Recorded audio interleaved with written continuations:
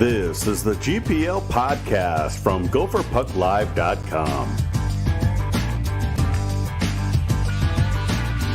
This podcast is sponsored by Jerry Peters and First Class Mortgage.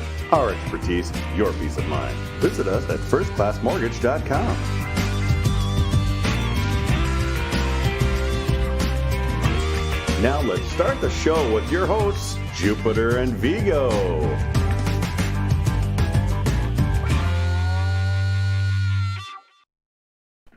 Good evening and welcome to the GPL podcast, episode number 204. Well, Viggs, how you doing? We're back from break. I'm surviving. My family went through a very difficult December as COVID hit our household and made its way through. All mild symptoms for everybody. One child in my family never tested positive. But the boogeyman is out there. We missed hockey for a month. We missed school for a month. And I got a lot of distance learning experience that I hope I'm past. That you didn't want to do again. Didn't want to do again. And it just seems like it's affecting the college hockey world right now. And it's frustrating. I got my Sling TV subscription all ready for the World Junior, my favorite tournament of the year. Oops. And no refunds, I guess, in that monthly pass. So, I'm surviving. Well, we'll get to that. But before this break, we did a little preview of the big series at Michigan. Here we go. Split Michigan, a solid 5-1 win. Boy, do they look good Friday night. And then they took a big dump Saturday night, Viggs. 6-2 loss. Complete opposite. Jekyll and Hyde team keeps hitting this team. They could play 40 minutes. They play 50 minutes a weekend. And it's just not going to be good enough. And that kind of reared its head again against Michigan. Yeah, I think it was a case of Minnesota played really well in the first game, and Michigan didn't play very well. I thought Minnesota had rush chance after rush chance. That's Sammy Walker's game. When the game gets up and down and there aren't players in layers, that's how Minnesota wants to play hockey. And they just totally took advantage of it. I thought that was one of their best games of the year.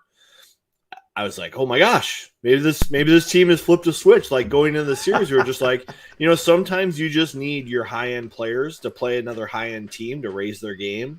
Mm-hmm. After them seeing them dip a little bit. But then on Saturday, all of a sudden, whoa, Michigan's not giving up odd and rush chances. Oh, there's layers of the defense to go through. Oh, we're going to have to kill some penalties. Oh, we're losing draws. The other team's got more intensity. And we didn't get good goaltending either. So it was just like one of those situations where it's just like it was just not a good hockey game from Minnesota when you knew Michigan was going to raise their level. Mm-hmm. And I see in the YouTube stream chat, I see Corey, disappointing first half of the season, no way to spin it. And you know what? He's not wrong. This is basically a 500 team right now. Yeah, I think we were all expecting, at least on this show, Minnesota to be in contention for a number one seed, to be a leader in the Big Ten conference standings, and really separate themselves. And they had chances to do that in the first half. I thought they played pretty well against St. Cloud. I thought they played pretty well against Minnesota Duluth. I thought they took it to North Dakota in the first game, and then just like the Michigan game, gave it away the second night by very 9. Similar series. Very similar that way. Yeah. And so when you do that, it's tough to get sweeps. It's tough to play consistent. It's tough to get momentum. And now we've had this long break, and we'll see what happens. But this team is almost like they're trying to skip to the end. And when they win like they have on those Friday games, and they don't bring the same game plan to Saturday to match the rising intensity of their opponent, you're going to lose games. Psst, you can't skip to the end, Viggs. You can't. Not with the pairwise, because now what? Pairwise starts to mean something now. We've all kind of got past that first half of the season, and they're sitting around number 11 right now, which is not where we thought they would be or where they should be considering who they brought back this season. Well, it is where they should be, I guess, because that's that's Well, what they've done. well, But I think they shouldn't be though. They should be. expectations were higher. Well, kind of what Corey was saying. It was disappointing. They should be playing better. They should play more consistently. It should be more than just a couple of games above 500, which is basically, those first two games of the season against Mercyhurst when it all matches out. So, at the beginning of the season, I remember he was saying if we're worried about pairwise at the end of the year, it's not the season they anticipated. Right. And I think one of the surprising things from the first half are how well Nyes and Hughlin have played. Mm-hmm. I think Nyes has been a real bright spot for this team. If you're looking at players who are consistent, Nyes has been pretty darn consistent night to night the entire season. It's hard to look at him and look at his nights and say, he wasn't there tonight. He wasn't engaged. You can say that about a lot of players in the lineup, but not Matthew Nyes. Yep. And that might be a reason why he might be busy in February. We'll get to that a little bit later. You mentioned Hughlin. Was it today you were commenting on maybe Moscow was saying that he's had a good first half, done a lot of good things. He just needs to show up on the score sheet a bit more. Yeah, and he thinks that'll come. I think Hughlin's one of those players who's totally responsible. He's kind of got like that Mikko Koivu kind of mindset. He's like, I'm not going to cheat the defensive zone. Mm-hmm. I'm not going to cheat in the offensive zone. I'm just going to be difficult to play against. I think that's where Hughlin's at right now. I think we'll see him be more productive point-wise in college at some point when he figures out when he can take chances in the offensive zone and when he can get involved in the rush a little bit more. But he's just a conservative player who, grew up north playing honest hockey, and that's what he brings. Well, teams went on the break. They're only a couple points back from Michigan, and then there's a couple teams breathing right down their neck right now. We'll get into a little bit more of that about what could happen if COVID starts to rear its ugly head, which it's gonna. But it came into December, and it's one of our favorite times of the year, Viggs. It's the World Juniors. And as we all know, after just a couple games, they're like, yeah, we're not going to do this. And it sounds like they didn't have the greatest protocols there. I mean, what was it talking about? There was a wedding at the U.S. hotel with a wedding party. I mean, it's just something wasn't quite right going on up there. They basically planned the tournament, I believe, that the vaccine for all the players would solve any issues of people getting COVID and transmitting it to other players. And what we are finding out, that the vaccine keeps you out of the hospital for the most part and keeps you pretty healthy, but Omicron Delta, is different. They're still going to spread. Yeah, Omicron is less severe. Maybe not as much for the unvaxxed, but overall it is less severe, but it's a lot more contagious. And it does kind of the vaccines don't work as well on preventing it as it would for some of those other ones. Mm-hmm. But the vaccine does help give you a much less, severe case. Yep, I equate it to having car insurance when you're driving in a blizzard or wearing a bulletproof vest when you're in a shooting zone. So it's better to have that than not. But when they changed the testing protocol to just trying to test everybody before getting to the tournament to starting to test players every day, they were going to find cases. And the way that they decided to handle the tournament after trying to put it together and investing all the money and selling tickets, it's hard to know how smart that was. And, you talk to the players like Brock Faber, who got sent home, and talked to the media today.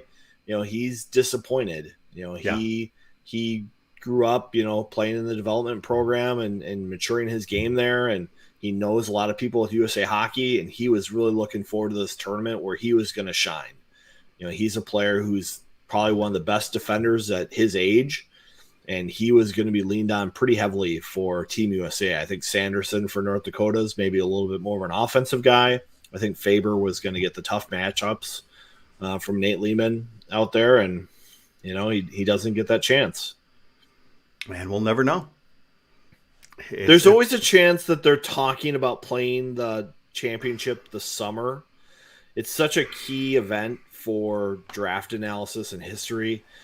it would be interesting to see if they could pull it off. Who knows what's going to happen with this pandemic? Who knows if the federations could pull it off? But Well, I'd still watch. Yeah, we'd watch.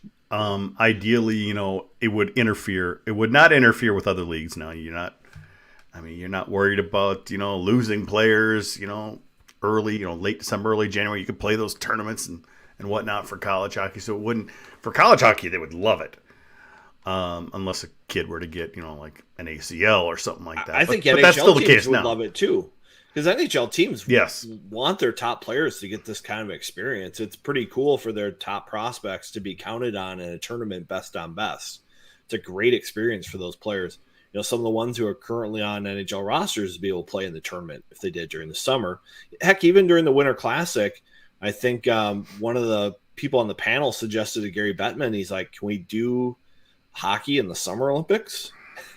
And Gary was like, no, the Winter Olympics needs the ticket revenue from hockey. But you do have the NHL. That's their break. It really is. You saw what happened, when they, changed the season because of COVID a couple years ago, and they hardly had a break. But the only fear you have is like some of these young kids, they're ending up their season, at the most early April, so maybe a May tournament. Well, it's still close enough to their season, so they're not not playing hockey for 2 or 3 months. Yeah, something like that. I don't know. I would love to see it happen at the same time as the World Championships.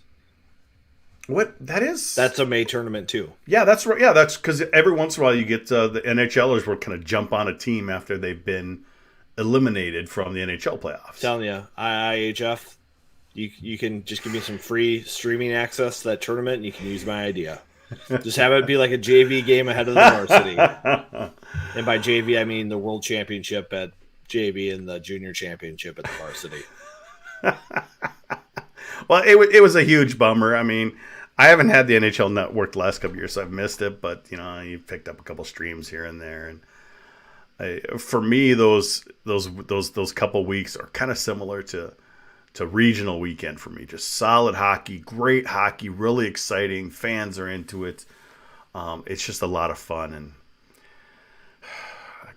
COVID's unpredictable right now, and they may need to change the policies because, like I said, you got Kirk Cousins who just had COVID. He didn't get vaccinated. All of a sudden, he's back already. I mean, it's looking like Omicron is much less severe, at least as we're seeing things come around. You think they might need to change some of these protocols? I mean, we've already got a ton of cancellations. We almost had Ohio State and Wisconsin canceled this weekend and ended up shifting it just one day. But it's going to start affecting a lot of things now. Well, I think if they start testing more often, they're going to start to discover that there's a lot of smoke in the room. Because right now the players aren't being tested very frequently because they're vaccinated and they're not showing symptoms when they do get it. And then when they have to test, like they were doing at the World Juniors every day, all of a sudden you start seeing these cases that you didn't think were happening. Mm-hmm. And so I think that's kind of the sticky wicket for people to evaluate ethically and figure out. It's a big question. I'm not a doctor by any means. I'm not an epidemiologist. I'm not a public health person. But I just know that if they start testing daily like they did last year, we're going to see a lot of cases. And if they don't, maybe they're going to be able to get through the season. But maybe we're going to just prolong what's going on out there. Tim saying, are the Gophers boosted? I'm sure everybody's vaccinated. We don't know about boosting. I don't know if they'll release that kind of information. Yeah, I know that the university changed their policy today that they're going to start tracking who at the institution is boosted as well. And it's going to be, I know, a requirement for staff to be boosted if you're going to be on campus. So I got to think that they're going to start applying that to students. I mean, if I was a really smart hockey coach, I might have had all my players get boosted over winter break.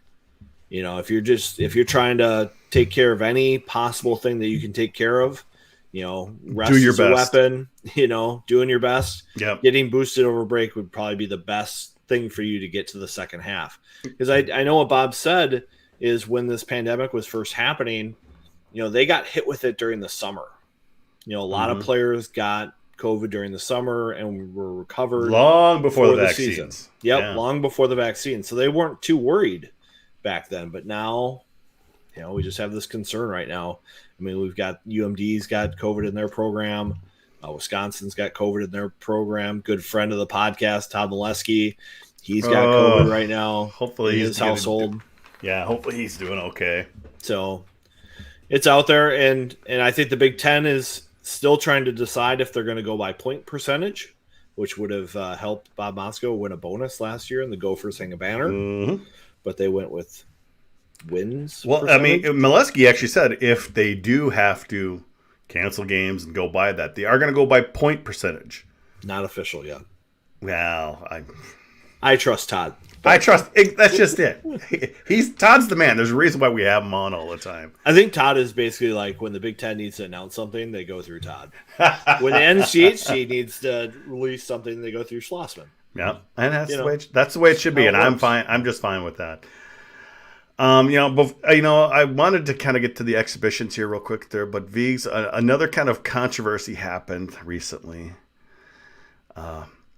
Michigan canceled the game with Western Michigan. Bunch of scaredy cats. But they played their game against Michigan Tech.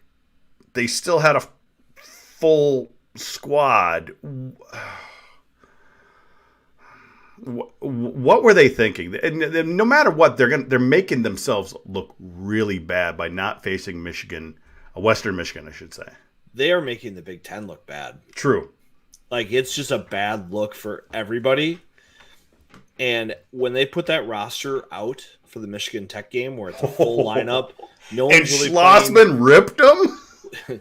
Schlossman wasn't the only one who ripped him. Well, I know, but Schlossman's usually pretty conservative. But you could tell Brad was pretty upset about this, as you know, as a lot of us were. We're like, "What are you doing?" Right. It just sends a really strange message to the rest of the hockey community, which is pretty tight knit. Mm-hmm. It's not like some of these sports where there's just hundreds and hundreds of coaches and all this stuff. Hockey's pretty tight knit. They're all going to go to their retreat here in Naples at the end of the year. And you kind of wonder who's going to be sitting at the table with Mel Pearson. Is it going to be Bob just kind of sitting there and looking the other way? What's going to be going on there? Because I don't think Brad Berry's going to. You think the Don might get mad? It'd be interesting to get Don's take on this. A lot of people are saying maybe we need to change the pairwise to not being straight math anymore. Because if you can just cancel a game for whatever reason you want, because maybe you're scared to play someone, maybe the committee should have free reign to make an adjustment. Well, there was a little bit of justice. Michigan Tech did tie them. A little justice. Everyone was rooting for Tech. I'm not big on this. Oh, I love Tech and go traveling, all this other stuff. Houghton, they're everyone's favorite team. I'm like, that's not me, but it was that Wednesday night. I'm like, go Tech. And I was listening to the game, and it was they couldn't quite pull it off. They got a penalty shot in overtime and couldn't pull off. It would have been nice. Yeah, only 55% of a win, but now it's 50 right down the middle. It's bad for hockey. It's bad for the Big Ten. I hope you're not going to hear much from coaches. Motzko's not going to throw Mel under the bus, but maybe that's what needs to happen. But like you said, they'll wait till their little meetings in Florida, and then they'll all throw them under the bus, not in public. You'd hope so.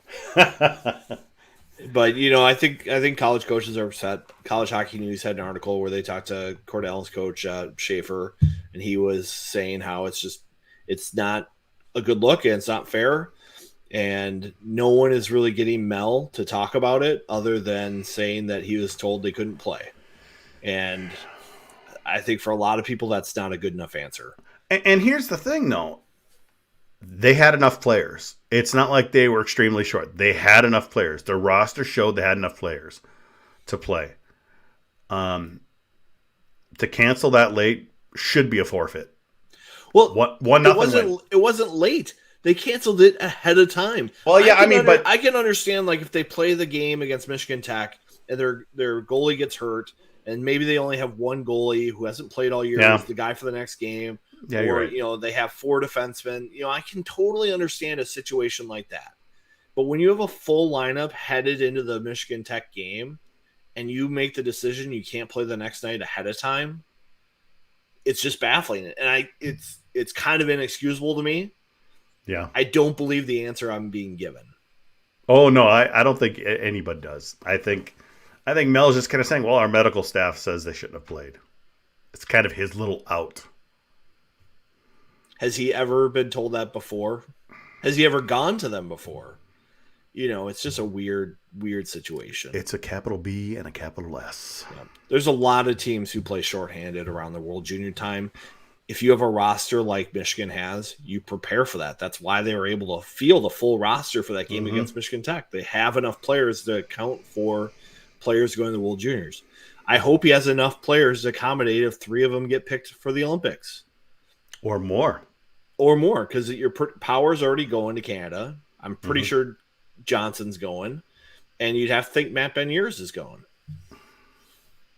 It really actually makes the Big Ten race really interesting. We're actually going to get into that in a bit. I just wanted to quickly cover, the Gophers did have a couple exhibition wins earlier this week, Sunday and Monday, and played St. Thomas at Doug Woog Arena in St. Paul there.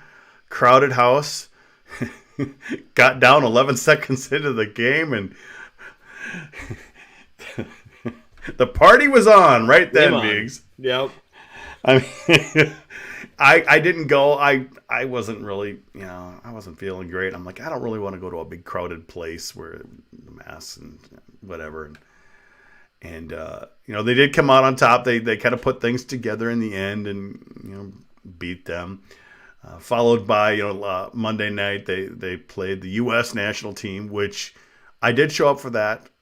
Not many fans did. They should have, because that's an excellent team. Boy, they've got some great team speed and some puck handlers on it. It was fun to watch. They just kind of fell apart the second half of the game where, Minnesota just kind of shut them down.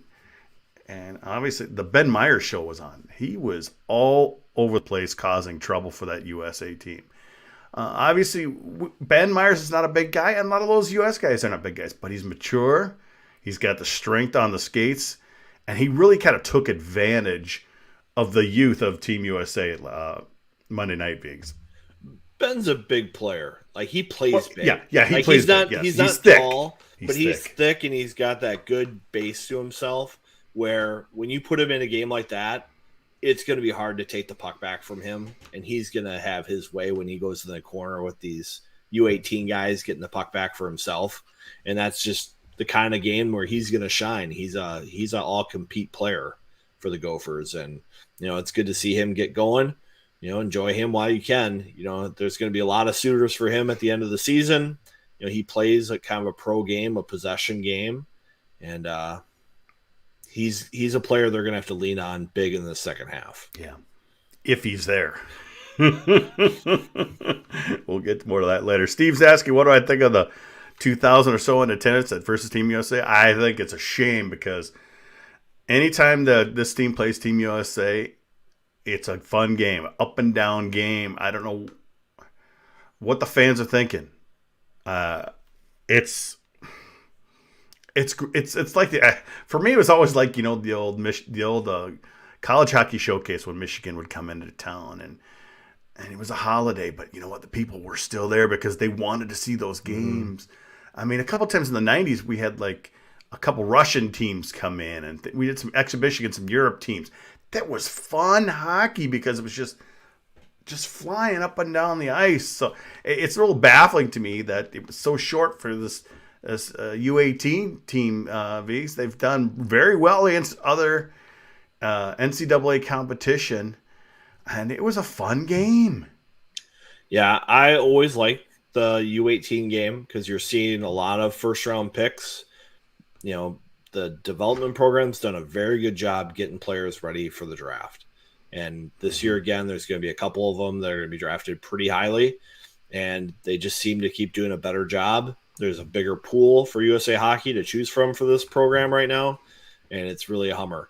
I didn't get there because my kids were going back to school for the first time since November 30th, So we wanted to get that, that good night's sleep before on a school night. So it was a little tricky for us, but I look forward to that, and it looks like the Gophers are going to have some good players coming. Snuggerud looks really good for the popped in a goal. Yeah, he's going to be a good player. He's really just gone up and up and up for them. He looked good at the tournament with the team over in Europe this fall, and he's surprised me. I didn't think he was going to be ready for college hockey next year, but it looks like he's getting there. Vonner in the YouTube chat, there were 4 scouts sitting next to him. I'm sure there were a lot more than 4 in the building. That's a big one on the scouting calendar to see, because you're projecting how these kids are going to look against the next level, and there's no better way to do that than against a high-end team like Minnesota. Because while Minnesota hasn't played a great season so far, they move and skate very well, especially their defensemen. So you're looking for how they match up against them. And a lot of people kept saying, why isn't Boynton getting in there? Why isn't Boynton getting in there? My opinion here, Viggs, is that, Motzko's like, you know what? Laffer's our guy. Laffer's going to play every game. Just in case we need somebody who's got some games in that can play for us in case, he gets injured or something like that. And that's why Close was played all 6 periods through the exhibitions. I mean, does that make sense to you? Yeah, I think so. I know Boynton's battled through some issues this fall. He hasn't been able to practice consistently. He hasn't been able to do the strength and conditioning consistently. And so I think Bob, maybe is a little frustrated with that as well, and saying, hey, if you want to be a part of this program, I need you to do everything. And if you're not going to get these kind of carrot type opportunities, because Closer's doing all the work behind the scenes. And, he had a nice weekend in goal. So, I think Jack's going to play any game he can play. Yep. But if for some reason something comes up, Closer is their short term. Yeah. And that just makes sense. You don't want to put in any, hey, we just want, if it was a season where they're doing some rotation here and there, and there wasn't the guy, I wouldn't have doubted we would have seen, all 3 guys play a period.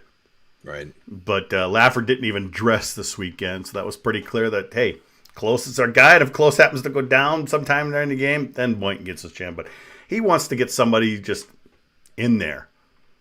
And that was his chance. So, and that's exactly what he did. So for those of you in chat, you can send us more questions if you want. We're trying to keep an eye on that. Need to get into quite a few things here, Viggs. We've got the Olympics coming up. Oh, boy. And, of course, we're heading to Michigan State this weekend, we hope. Knock on wood. But first, we need to hear from our sponsor. Hey, fellow GPLers. Jerry Peters here from First Class Mortgage. Have you refinanced your home in the last 12 months? If you haven't, chances are you should. Record low interest rates and skyrocketing home values make this the perfect time to remove monthly PMI while improving your interest rate at the same time. You can also use the equity in your home to finance those home improvement projects. Or you can consolidate high interest rate credit cards into one new low monthly payment. To hear more, call or text me today at 612-940-3291. You can email me at jerry@firstclasscorp.com. Or you could go to firstclassmortgage.com to fill out a free online application. Mention the GPL podcast and receive a $300 closing cost credit. Some restrictions do apply. First Class Mortgage's NMLS number is 322842 -480200. This is not an agreement to lock into an interest rate under Minnesota law. First Class Mortgage is an equal housing lender. Thank you, Jerry, for continuing to sponsor the GPL podcast. While we were away on break, Viggs, NHL said, you know what? COVID's not looking good. We're backing out of the Olympics. Uh-oh. What's that going to mean for college hockey? What's going to mean for all hockey? And from what we're hearing, it sounds like it's going to be, at least for Team USA, it's going to be kind of heavy on some of the college players. The speculation right now, it's, for Minnesota, they may take Faber, Johnson, Myers, and even recently I've heard, even though he's young, maybe even Mr. Nyes. I would say great opportunity for them. They cannot say no if this comes up. But the biggest fear we kind of had at the beginning of the season was is that they had 8 defensemen.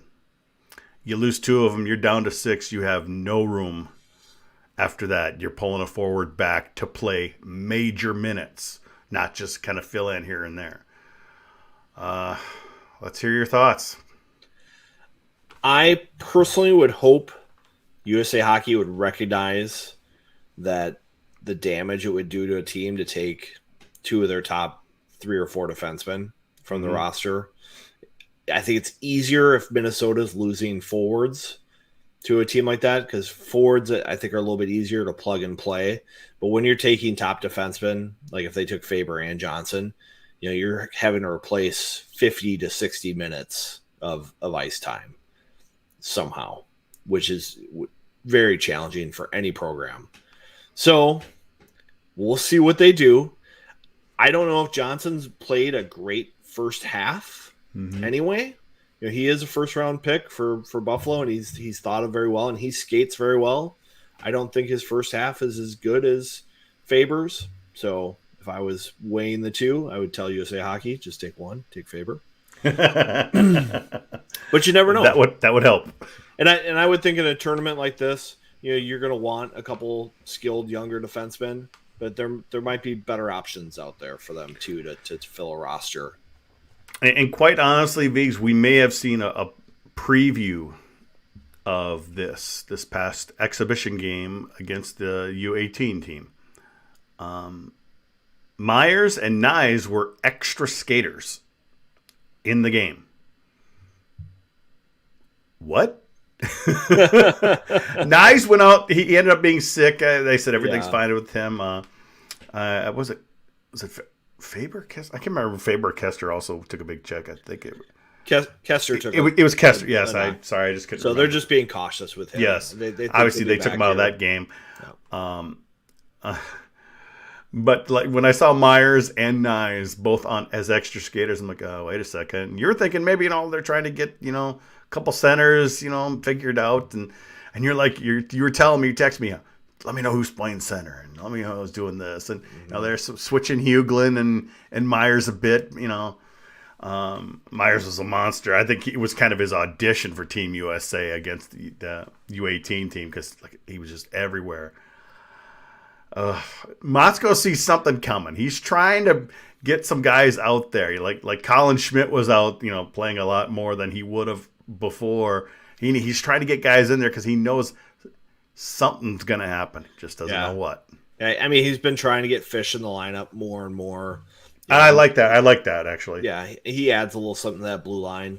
And we'll see what happens. Denman got in the lineup. He got a goal this weekend, so who knows what's going to happen there. But Bob obviously knows what's happening, because I asked him kind of after the official availability wrapped up, hey, what's going on here? Canada's kind of given out a long list of players, and he's like, USA Hockey is not releasing a long list.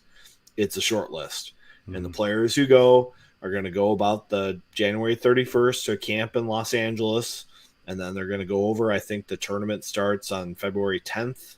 Or 11th or something like that. February 9th for a couple preliminaries, but for the U.S. team, their first game would be the 10th. Yeah, and so they'd start on the 10th and hopefully be back at the end of the month. So if they don't get COVID over there. If they get COVID over there, it sounds like the quarantine periods could be lengthy in China. 3 to 5 weeks. Yeah, could be 3 weeks. Let me see here. Puckhound, Dryden McKay, get the nod for the Olympics. He's an older goalie. He's not drafted. He's a hell of a goalie. Born in Illinois. That could really devastate Minnesota State's, end of their season. They might get him back for the playoffs, but he would be a good choice. But would it? I mean, some nights he faces like 10 shots. True. He gets some of the easiest shutouts. True, but I believe when they went up to Northern Michigan a couple weeks ago and some COVID, some other stuff like that, they gave up 5 goals. Because some of that too, Viggs, we've seen it.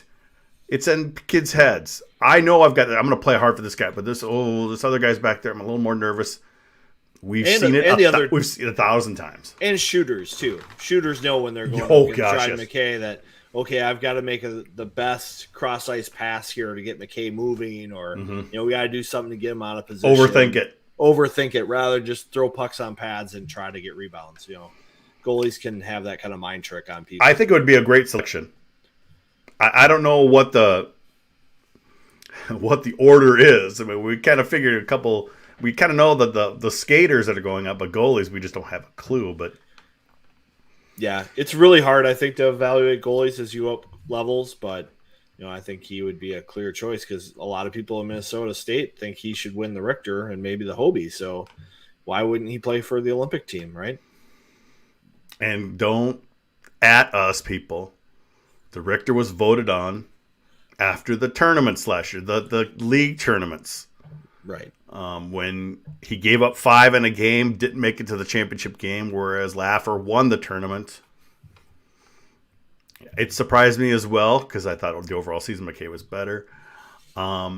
If they would have waited a week and did it after the regional, yeah, McKay probably would have won it, Viggs. But don't at us, huh? Don't complain to us. It wasn't us. It was just the timing of the vote. That's all. Mm-hmm. I know a couple people who would not be happy if McKay left. Really? But they wouldn't do it for their country? You know how some people are. I do. I think there will be some Gopher fans who will be upset at players leaving from Minnesota, but Minnesota has been very proud to have Olympians represent them in the past. Oh yes. Heck, even in the 80s when Team USA would take a team for the entire year, it was like losing him to the NHL because he'd be gone so soon. So, I don't think Bob, especially being a good soldier for USA Hockey, is going to stand in the way of them picking any players. And he said he'll be cheering them on. It could make for an interesting, league playoffs and NCAA tournament. All of a sudden, you start getting these basically college superstars back on their teams. Mm-hmm. I mean, because obviously, if Minnesota loses a couple defensemen or whatever it may turn out to be, Michigan loses, it changes the balance of power in the Big Ten big time. Yes, so that's what I was getting at earlier with Michigan. Yes. If Michigan loses all those players, Minnesota loses some players, the Big Ten gets really tight. Correct. Because I don't. It already is tight. It's going to get even tighter. Yeah. Because I don't see Michigan State losing players. I don't see Ohio State losing players. I don't. Maybe Penn State. I'm not sure. I haven't looked at their roster super carefully, but they probably won't lose any players. And then at the bottom league, you have Wisconsin. So they're going to be down there anyway. But you look at a team like Michigan State, who the Gophers are going to be playing. They got swept by Michigan. They swept Wisconsin. They split with everybody else. All of a sudden, if teams like Michigan and Minnesota lose some of their top-end players, it's a lot easier for them to target splits against those teams, and it brings them right back in the conference race. Mm-hmm. And heck, parity in the pairwise is going to be crazy this year if this happens. Right? I mean, North Dakota. I mean, especially you think about somebody like a Minnesota State. They got McKay up there. Their team is doing just awesome. Obviously, recently Duluth had some COVID problems. They've lost like 5 or 6 in a row. That's hurt them. Minnesota State's been winning. All it takes is McKay to be gone for the month of February, and if they lose a couple bad games, it could hurt their seedings easily. Well, the thing with Minnesota State too is because they play in the league that they do, losses in that league hurt them a lot more than losses to teams that the Minnesota and Michigan play. It's just that's kind of the fact. So we've often said it really gives Western a chance to take over. Yeah, it really does. We've often said a bad loss hurts you more than a good win. Yes, helps. And which is unfortunate. We've all kind of thought that the pairwise needs to be tweaked a bit because it, like you said, it doesn't reward you enough for a great win, and it penalizes you too much for a bad loss. Correct? Right. Klein says, when the roster is going to be announced? Bob seems to think that they'll be announced this weekend. So, will it be will they have a roster that's a little larger and will cut some guys, or do we know what that's typically what they'll do is they'll bring in like 3 or 4 extra for the camp, because especially with COVID, if a But player they'll tests keep positive, those guys though. well, Will there be special roster rules for the Olympics? I don't think so. They'd probably cut guys before they travel to China. That's kind of how they've done it for the World Juniors. Is they'll bring a team for a camp and make like 3 cuts. Because I think going to the World Junior camp this year, we thought Lucius was kind of a bubble player. Mm-hmm. And after USA made their 3 cuts, he was still on the roster. Stay tuned, folks. Well, Moscow's thinking like the end of the weekend, like Like Sunday, Friday, Saturday. Oh, okay. Yeah, so all we know, folks, is it's going to be crazy. It's going to be fun. It's going to be crazy. It gives some of those lesser players a chance to step up, maybe, Vigs. I'll be honest here. I would still like to see Mr. Walker step up a little more in his game. yes. I'm not trying to bring him down, but I still see a lot of selfish play with him. Trying to control the puck coming into the zone, running into a guy, losing the puck, or sometimes getting around that guy, getting in too deep and losing the puck deep, not using his outlets. I'm sure the coach tells him about this, but we saw it against the USA team. Highly skilled.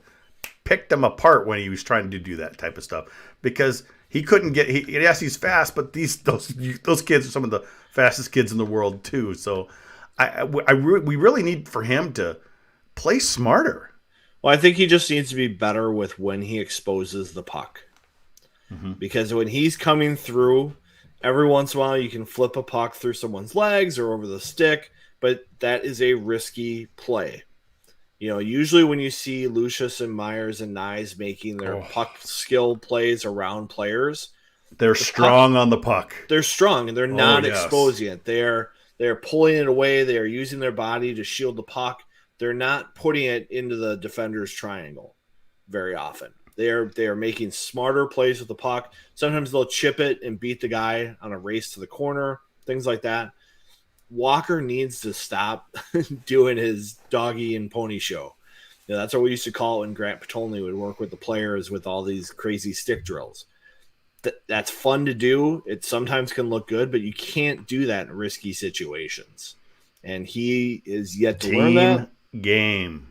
And I know that Bob needs artists to get where he wants to go, but I think for the second half, that is a big key in figuring out, will he understand that? Because I thought last year during the second half, Walker started to show signs of progress with his decision-making. I think he started to get it a little bit more. And then when they got in the Minnesota State game, that all went away. A question that I saw pop up, I don't know if it was on the board today. The portal had a Lake State defenseman, a fairly good one, pop up. If we lose a defenseman, is that something they could pick up? Can they pick them up right in the middle of the season like this? I don't know the rules. That is a great question. All I know is that players transferring to the U for whatever reason would have to get there by the start of classes, which is the 18th. Well, we should know. And the thing is, if they want to be at the U, you can get things done really quick when you're a hockey player or athlete. I mean, you'd hope so. It's not like you and I just try to get our applications and everything together. They've got people who can make it happen. I can't remember the guy's name from Lake State, you know, a top 2 defenseman for them. If they were to lose 2 defensemen, for me, that would seem like a no-brainer. Obviously, I don't know how that affects things when players come back at the end of the season. But he'll have 6 defensemen. And like we said, last year we had 10 defensemen. We had some flexibility if a player went down, and we will not have flexibility if a Faber and a Johnson leave. Right. So that'll be the big mystery. I would think it's going to be a fun couple weeks. It's going to be crazy. It is going to be crazy. But I mean, they still get the players through the end of the month. So I think, you know, the Michigan-Minnesota matchup, is that just before? I think it's the 22nd. So I think we'll still see that game, which will be 21st and 22nd are the Michigan series, and then it's at Notre Dame 28th and 29th. All right. So Circle that weekend because that will be key. Corey's asking what Corey's saying. Asking what players do you think will be gone? What's your prediction? My prediction would be Faber, Myers, and Nyes. I'm prepared to be wrong. I could easily see them take, Faber, Johnson, and Nyes or Myers. I could easily see that. But I think Minnesota is going to lose 3 players somehow. It's just how they figure out how to do it. It'd be much easier for Bob to replace forwards than D. Correct. If they could keep Johnson, like you said, he hasn't had a great year, but that would really help a lot. Yeah. I also think maybe it was we were talking about Driving McKay being picked. I got to think USA Hockey realizes taking someone's number 1 goalie away is such a huge hit to a program that they might not do it. Strauss-Mann is an option for that team, and he's playing in the Swedish Pro League. Not a bad idea, yeah. I think there's another player, Brandon Maxwell, who plays in the German league, who's American. So they do have some options there. You look at Canada, they're looking at Devin Dubnyk, who isn't playing right now, I don't think. He's just practicing. So I think that's kind of how teams might look at goalies. And the Russians are going to bring a lot of good players. Heck, the Russians might still get some NHL guys. We've seen that before where Russia really has a soft spot. Well, number 8 said he wants to. He's always been saying, "I'll just leave and go play." Yep. I don't know if he'll do it now, but he has said that in the past. Yeah. But hopefully these guys are back for the tournament. We'll see what happens. But the Gophers have a lot of work on their plate to get there. They have not done themselves favors in the first half, putting them kind of on this bubble here at 10-11 in the pairwise. Usually that's pretty safe at this time of year. I don't like it. But you don't like it. And you can't like it right now with what the future is coming in. Some of these top teams are going to drop, which could push Minnesota down as well. Some other teams are probably going to maybe bump up a bit with players gone. It kind of gets us into this weekend, Vigs. Heading to Michigan State, we hope, knock on wood.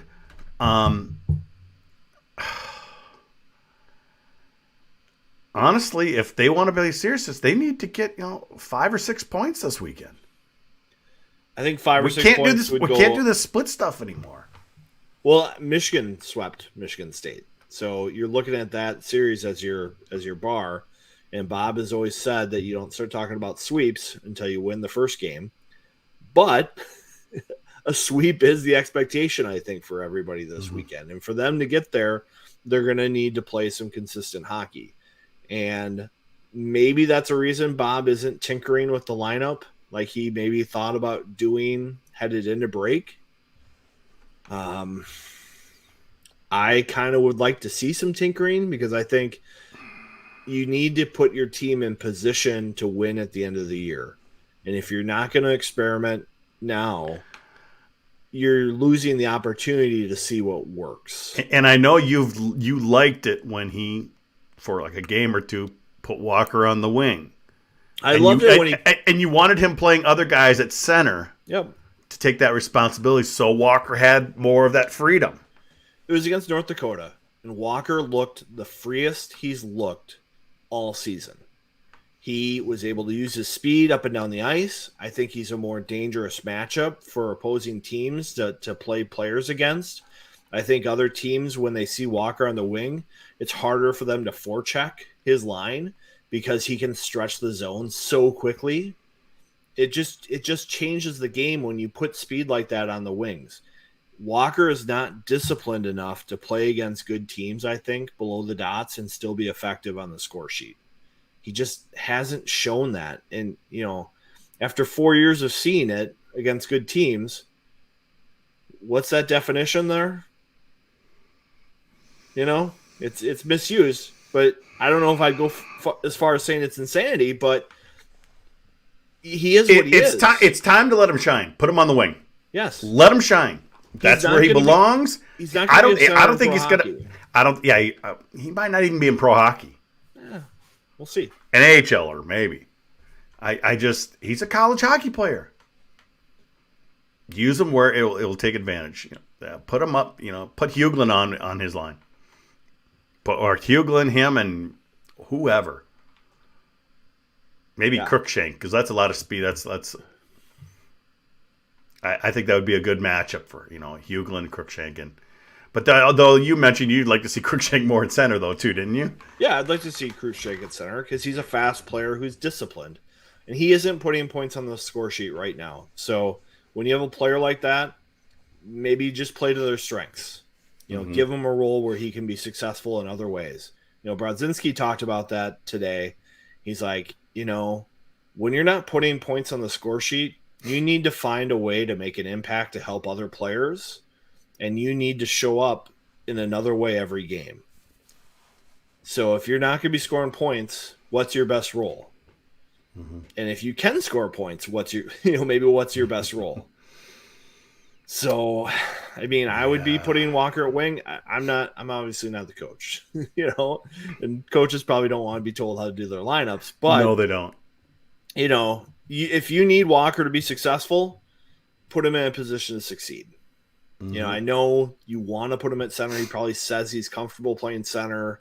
It looks great in practice, but after 3 years of game film, he looks really good at wing too, and it presents a lot of problems for other teams, how they play you. Mr. Lewandowski. How is he still here? Every year there's it's like the Jess Settles of college hockey. Yeah. 5 straight years, 5th year senior. He has been the thorn in Minnesota's side off and on. He has been. And let's just put him into the glass. Show him that we're going to be physical with him. That's all you got to do. Well, I remember saying, when they had the KHL line, I remember talking to someone about 2 different perspectives. And one player said, oh, yeah, when they're on the ice, you got to be aware. You got to play maybe a little differently. You got to stay above the puck. You got to pay attention. You can't turn the puck over. I asked another player, what's it like playing against the KHL line? Are you aware of them? I just play my game. Based on what I've said the last 10 minutes, you could probably guess one of the players that I'm talking about. You have to pay attention when they're out there. When a guy like Lewandowski's out there, you just have to be aware of it. You have to play a little bit differently and maybe wait for him to get off before you start doing stuff. Maybe you catch him on a long shift and you can take advantage because good players sometimes extend their shift trying to chase offense. That's when you take advantage. You don't take advantage when he just hops on the ice. You have to have the shift discipline and shift experience to play against guys like that. Viggs, a lot of this comes back to what Motzko's been saying. Play the basics. It's not hard. Stick to the basics. Play the game. Play smart. You don't need to be the hero. Don't need to hit home runs. If you play the basics, you play the team game, the hero comes to you. I don't know. It's time to put up or shut up with this team, Viggs. Because we're going to have a full roster this month. This is a big month. Michigan State, this is a big series. I think they need to go in there and get 5 or 6 points. That's what they need to do. They need to, when they step on somebody's neck one night, you know what? You got to come back and step on their neck again the next night. Or vice versa, whatever we've had, first it was the bad Friday nights, great Saturday nights. Now it's been the opposite. Don't you remember that series where Minnesota was playing Michigan State a few years ago? And I think it was at Mariucci, and I think it was around Halloween or something like that. And the Gophers had just dominated Michigan State for 4 periods. And I believe you were down in the team area between periods, and you could hear the leaders from Michigan State saying, hey, we're not leaving here without giving an effort. And I kind of it was loud. It was loud. I kind of think the Minnesota players are like, man, what are we doing after the game? It's like we are taking it to these guys. And what happened? Michigan State flipped the switch, stole the Saturday game, got the split, and it's just a missed opportunity. if Minnesota wants to put themselves in a good position, these next 3 Big Ten series for them against Michigan State, Notre Dame, and Michigan are crucial. If they can, get 5 points out of a couple of these weekends, they're going to be in good shape once everybody goes where they're going in February. If they keep splitting or, God forbid, take like 1 or 0 points or something, they're going to be in big, big trouble. They're done. Big weekend. What do you got? I'm saying 5 points. They win in overtime Saturday night. I know. I want to say sweep, Vigs. But and unfortunately, it keeps coming back to prove it to me. And they still haven't proven it to us yet. Except for the Notre Dame series. Oh, they fooled us there. I thought they were. Yeah, we thought, here we go. Buckle up. Buckle up. Are you picking a sweep? Are you picking a sweep? Picking a sweep, Jupe. I think the break, especially for Laffer, We hope so. has got to be cleansing. He is kind of a mental guy. He's very intense. Mm-hmm. A thinker. A guy who does a lot of stuff. I think getting him away from the exhibitions probably healthy for him, because I think goaltending oftentimes is more mental than physical. And I think these players are anxious to play. I think a lot of them are realizing the chaos that could be coming. And Brock Faber looked at this weekend. He said, hey, you can't worry about what's next on the calendar. You got to worry about tonight. And I think he is going to be more vocal than he's been in the past after wearing that letter for the World Junior team. I think he's coming back going, all right, if we want to get to where we want to go, I got to step up and be more of a leader. And they need voices like that in the room to get them through a weekend like this. 6 points. Wow. There you go, Vigs. I like it.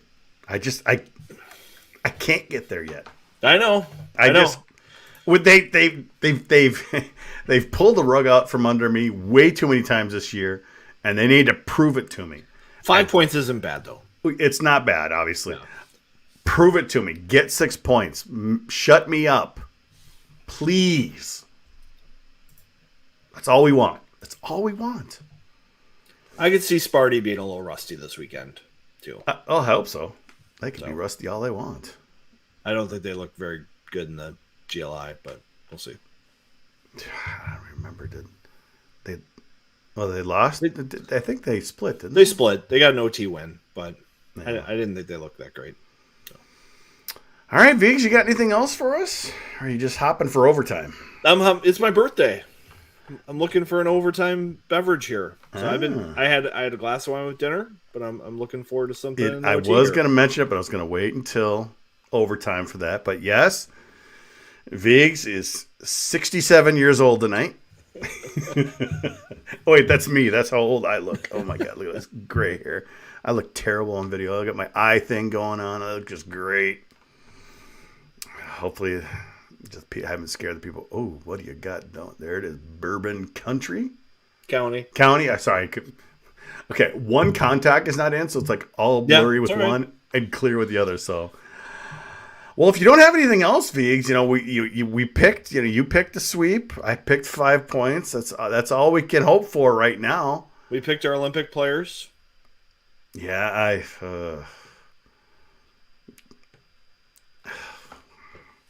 it sucks. Boy, wouldn't it be great to keep all those guys? And maybe it'll be good. Maybe it'll force Moscow to tinker. It will. So It will force it. Could be good at the end. Well, that's going to do it for this episode of the GPL podcast. We'll be back next week to recap the MSU series and preview the rescheduled series with Fairbanks as Vigs opens up his beverage. For those of you currently watching live, stay tuned for overtime. For the rest of you, we'll catch you next week on the GPL podcast.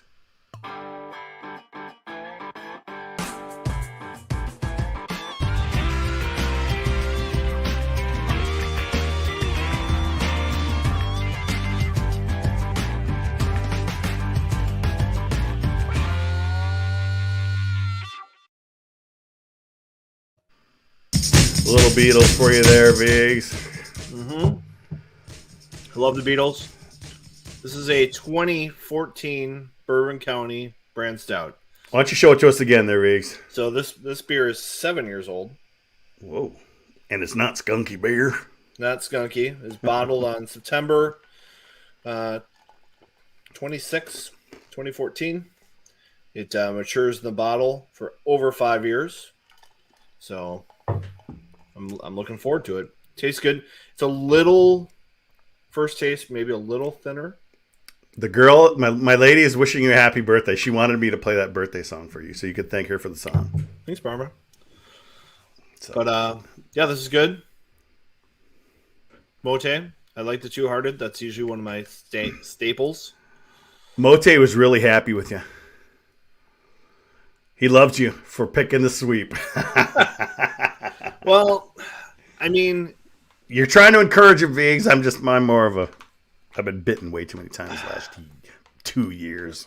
I just think that the expectations with this team are so high that the first half for them, maybe they were looking ahead all the time. You know, if you're playing Mercyhurst, you're like, oh, we're going to play UMD. Oh, we're playing UMD. We're going to play St. Cloud. Play St. Cloud. Oh, we're going to play North Dakota. You know, Faber said that today. Could be true. You know, Jared had a question earlier about, will the Canadian guys be gone sooner? Maybe with wanting to have a quarantine period, and maybe it could happen with the USA too. Maybe it's more than 2 weeks early that they leave. I don't know. I guess we won't know. We'll probably know when we start to hear things. Yeah. But if Bob's saying USA Hockey is taking guys on the 31st, I think he knows what's going on already. So you could tell he's like, we'll let them announce everything. And the fact that he had Nyes and Myers as extra skaters. Come on. Yeah, we'll see. I mean, I read something this week by Scott Wheeler in The Athletic where he's like, if you did a redraft of last year's NHL draft, would Nyes be a top 10 player? And he's like, oh man, it'd be close. He'd be right there. You know, right now he's probably playing the best of some of the guys in that draft.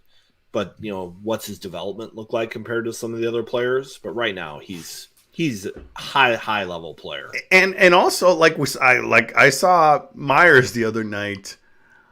These guys are going to start playing really hard as kind of an audition. They know they're being looked at. There's USA Hockey guys at the U.S. development. Well, true, but they're going to keep doing it. Yeah. Let's see a hat trick from Nyes on Friday night. There we go. It's going to be tough to get a hat trick against Michigan State. Goals are not going to come as easily as that, I don't think. So. I was just looking at their schedule. Who's in goal for them now?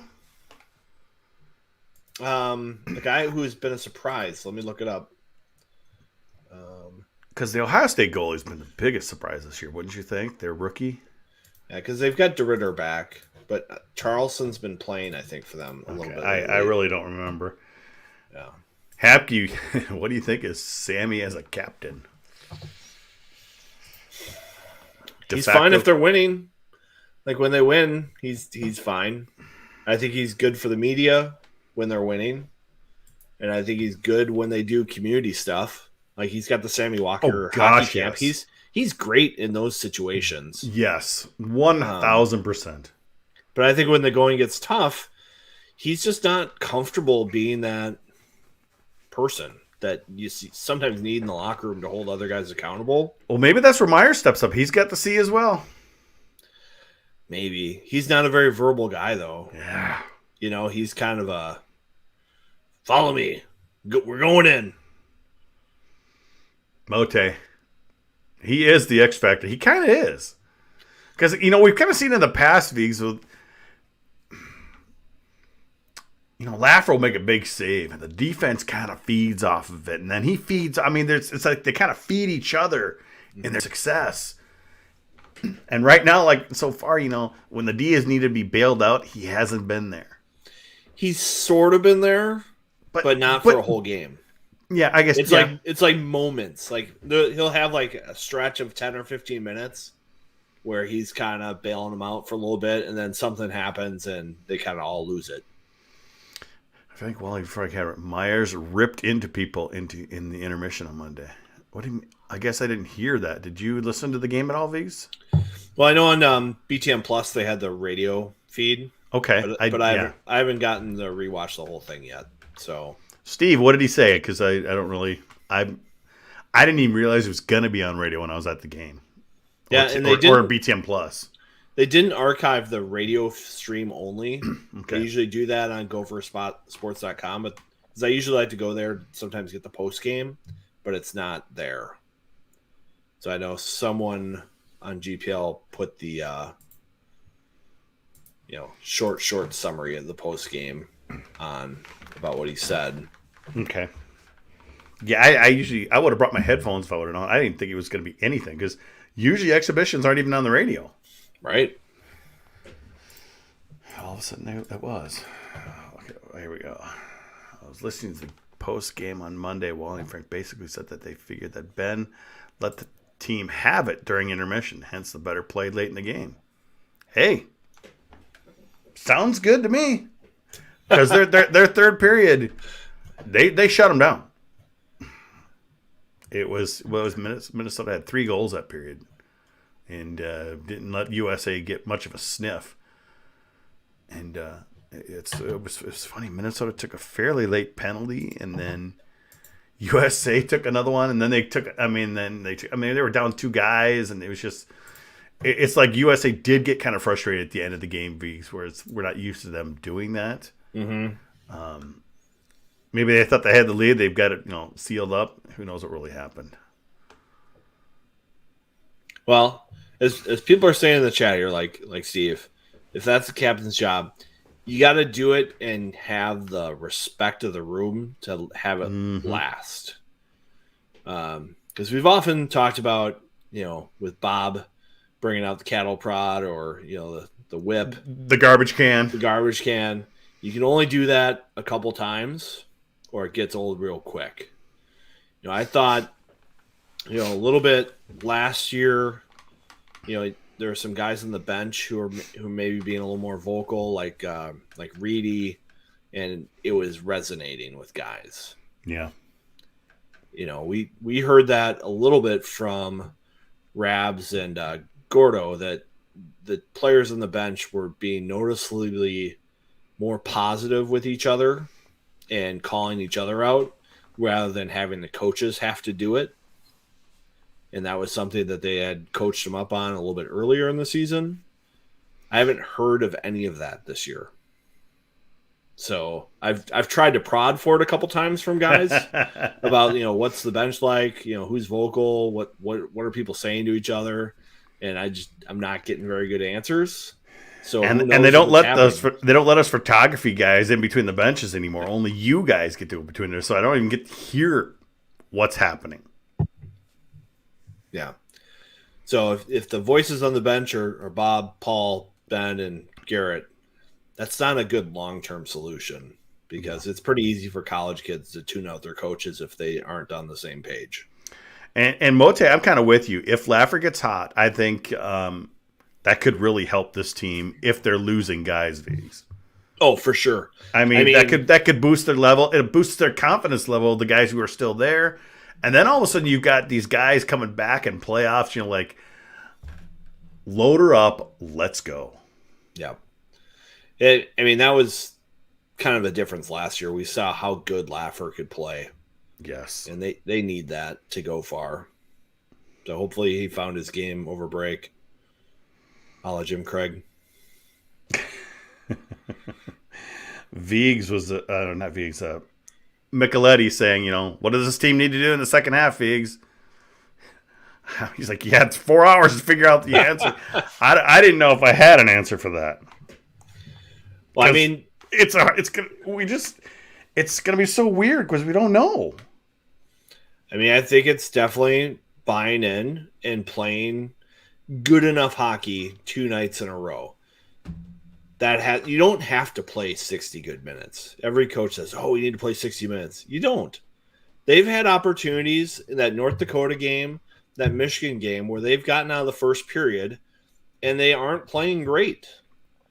When you're not playing great, just like a golfer, if you're on the tee and your front nine, you have hit one fairway, you don't keep hitting the driver on every tee box. You start trying to put out some 3-woods and hybrids and play your plan B game to get you through the round and try to get a win. Make some putts. You know, if you're a baseball player and you're not seeing the ball very well, you got to stop swinging for the fences and just start making contact, because striking out every at bat is not going to help. So those are my two analogies there for these games. Like, because obviously Pat wasn't happy. You got Tim talking about the broadcast. Pat was ripping on the team because they weren't playing well. I'm like, well, does Pat not know that this USA team is still a really good team? Well, like the Walker stuff, like, stop trying to stick handle through everybody. Put it in the corner. Use your experience. Get it back. I was talking about that with Jess Myers Monday night when we were both just shaking our heads because it was still happening. Because when your leaders do that, it's contagious, and the other guys think they should try to do that stuff too. Sorry, it's just frustrating, right? Though. Walker, if you're listening, remember Vigo said that. I know. It's this point, you know what? You're a senior. This is your time to shine. You know what you can do to make it shine. You don't have to be the flashy superstar. If you just do the things the coach wants you to do, like I mentioned, I'm going to go stick with this. You know, the hero badge will come to you. Sort of like last year, you know, in the championship, you know, against Michigan. Boy, that puck, he was right in the right position. Puck came right to him. He was the star because he was playing basics. He was in position to get a rebound and win the game. A great player doesn't need 30 chances a night to score a goal. Correct. You know, sometimes it comes easier when you only have a couple good ones, but they're really good ones. And you can't create something out of nothing all the time. Maybe you can in AAA. You're not Connor McDavid.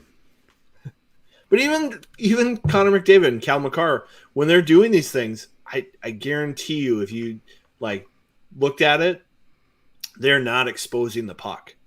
They are creating a situation where they get a clear advantage, and they flash their hands almost like in open ice to do that stuff. They're not doing it where they're exposing the puck.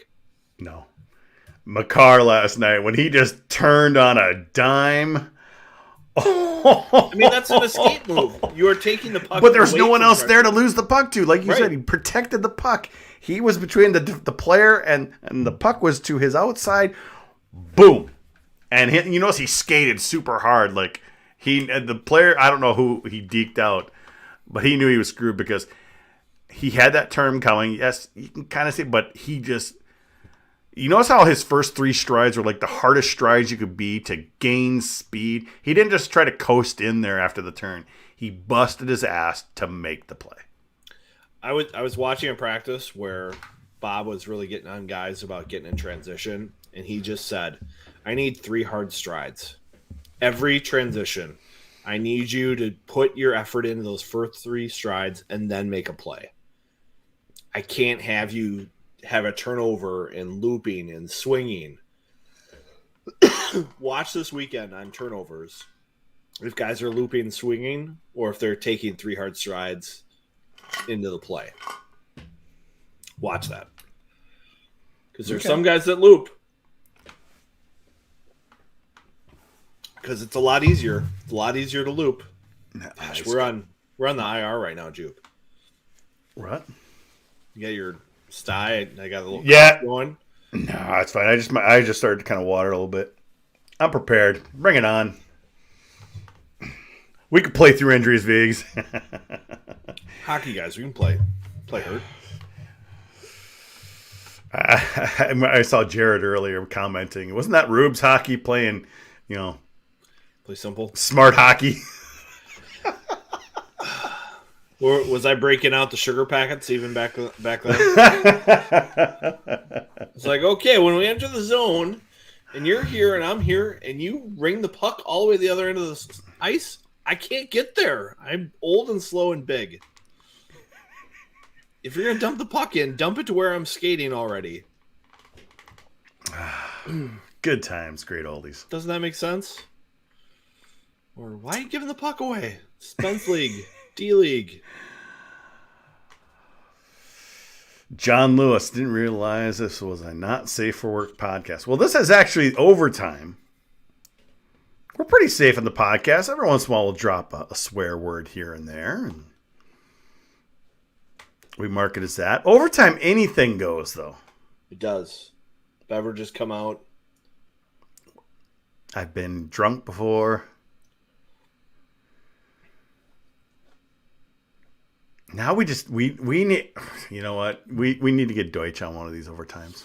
Not today, though. It's his anniversary. Oh, really? No, I know that. He got married on my birthday. We're always going to be linked. He just wrecked it for you, didn't he?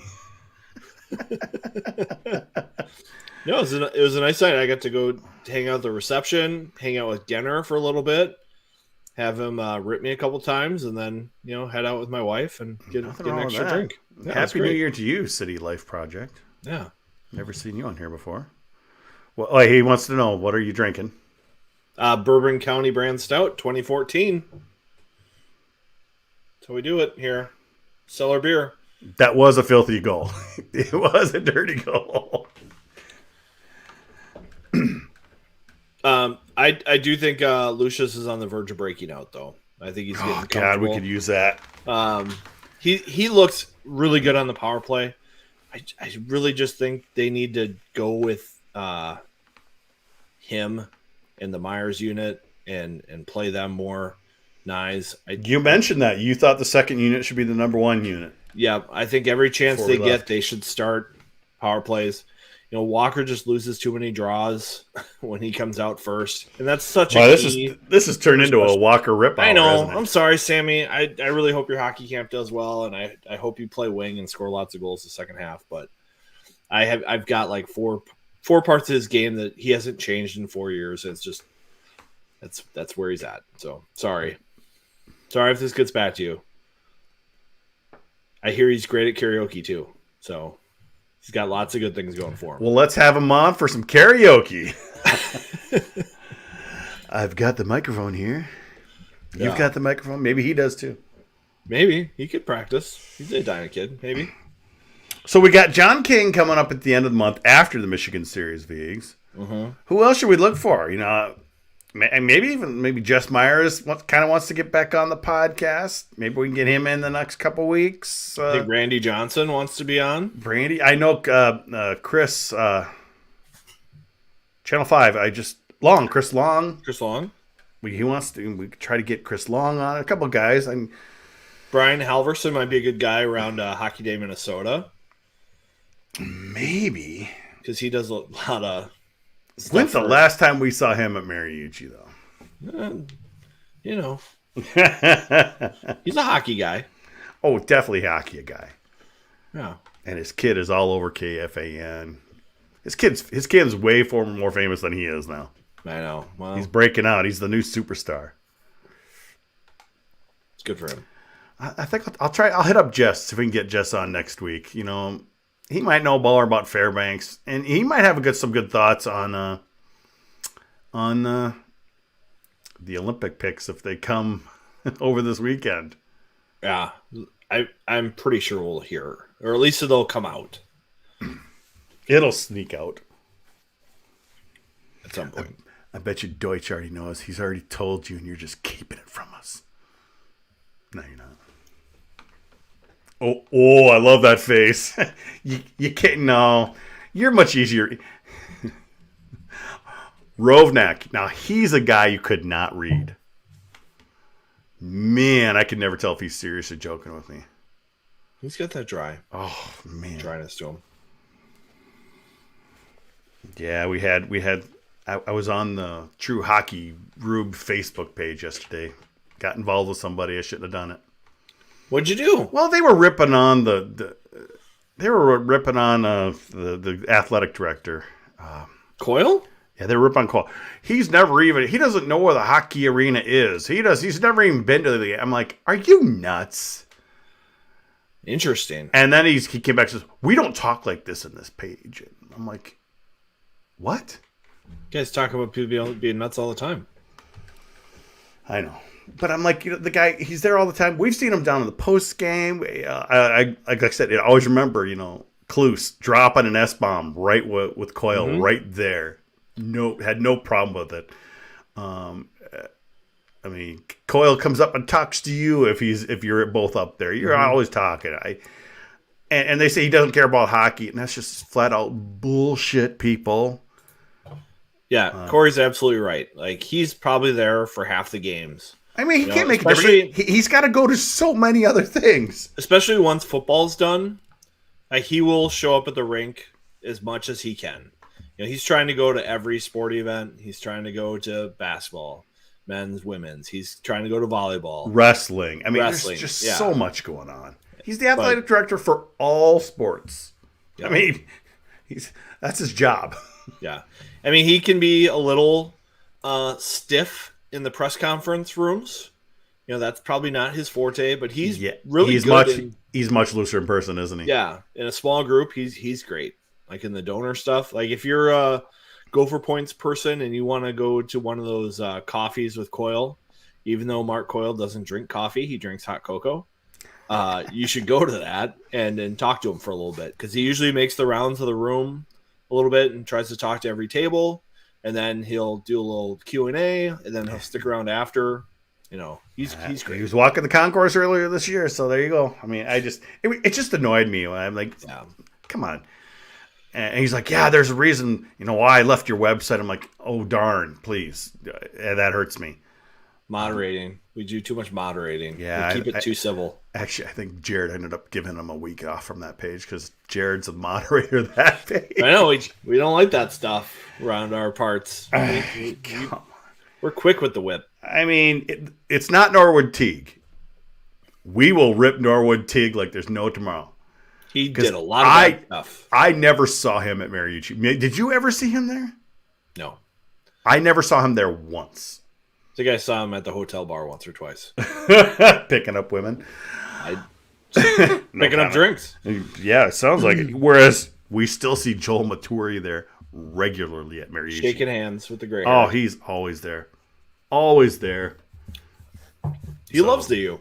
Of course he does. I don't think Teague's allowed back at the U, so might be a restraining order there preventing him from coming back. I wonder what happened to him. Is he a used car salesman now? I don't know. He's probably some consultant somewhere for the Villa 7 or something like that. Yeah, there's always a job for those highfalutin people. Sorry. Yeah. We'll find a job for you. Yeah. But what were you going to say? I was going to say, we've even seen Kevin Warren at Mariucci this year and last year. Or not last year, but 2 years ago. So, Big Ten commissioner. So, he cares a little bit about it, more than Big Ten presidents in the past. Delaney never would have shown up for a hockey game. No. And it helps that, Warren's he was here with the Vikings. He's got kids who play hockey. I mean, a little more involved. It'd be great if the rest of the conference got more involved. Well, we know the marketing issues right now with Minnesota. Though they seem to be doing really good this week, because everywhere I go, on my own site, on the Star Tribune, they're selling tickets. Crazy. My girlfriend Barb says, I just saw a commercial on TV for them on Channel 9 for selling tickets. Do you know why? Why is that? Because football's over. Football's over. What's next? I always remember, that first series coming back, Lucci'd be like, football season must be over. Because all the media showed up. Vikes are done? Yep. Vikes are done and the Gophers are done. So that'll be soon, too. I could see that Michigan series is going to have a lot of media people there. Oh, for sure. Vikings done. Star Tribune will send somebody. Meg was at the exhibition. I don't know if she stayed for the whole time. Well, she wasn't at Mariucci for the USU game. No. She was at the Wooger. No. The one I didn't go to. Nah. It's a tough time right now. All got to make decisions for your best interests. There was a question on Twitter earlier. It says, what are they going to do? Could they? Because is there a possibility of a cancellation of a season? Can they cancel games, push things out? I guess anything's possible, but it really all depends on how many games just start being lost, don't you think, V's? If all of a sudden we start getting 10, 15 games a weekend getting canceled, or series, I should say, they may change their mind. Here's what I get the sense is happening in sports. Players are worried that if they test positive, they're going to miss games. They're going to miss playing time. Right now, there isn't random testing happening. They're only testing people symptomatically and things like that. I kind of get the sense we're at the point of the pandemic where players aren't going to test unless they absolutely have to. Mm-hmm. I don't know what to say about that in the big picture of things, but I think that's where we're at. And it sounds bad, but it might be because of Omicron. If this was Delta, I think it's a different story, Viggs. I don't know, though, because even the people I know who got COVID at the time of Delta, not bad if you're vaccinated. So my only advice to everyone is get boosted and do the best you can. Don't make it political, because I know that Michigan, they're all wearing the KN95 masks now just to try to do what they can to stay with it. And their medical team still cancels games on them. But how about this? What's going to happen here? How about this weekend? The Vikings game is going to be masks. Well, in the Wild, and apparently for Michigan State, you have to be vaccinated to go to the games. So if you're going out to East Lansing, if you're one of the people that are doing that, bring proof of vaccination status with, or a negative test. So I don't know. We're at a weird phase right now. We are. But I can tell you the players aren't as afraid of it. They're just afraid of quarantines and missing things. Yeah, it's something goofy's happening because, like you said, Kirk Cousins was out. Well, he wasn't vaccinated, so unvaccinated players get tested all the time. Yeah, but all of a sudden, he's unvaccinated, but he got sick, or didn't get sick. No, he tested positive. So he tested positive. So was he asymptomatic? Yeah, he must have been, because he's really back this week. Or really mild symptoms. The NFL changed their rules that you only had to be out for 5 days after you test positive. And they're even trying to shorten that, where if your sample doesn't test positive in however many cycles of the testing, you can play. That's what they were trying to do with Brodeen. But he was still testing positive after 30 cycles or whatever. And now there's threats, since Los Angeles has forced their mask mandate until February 15th.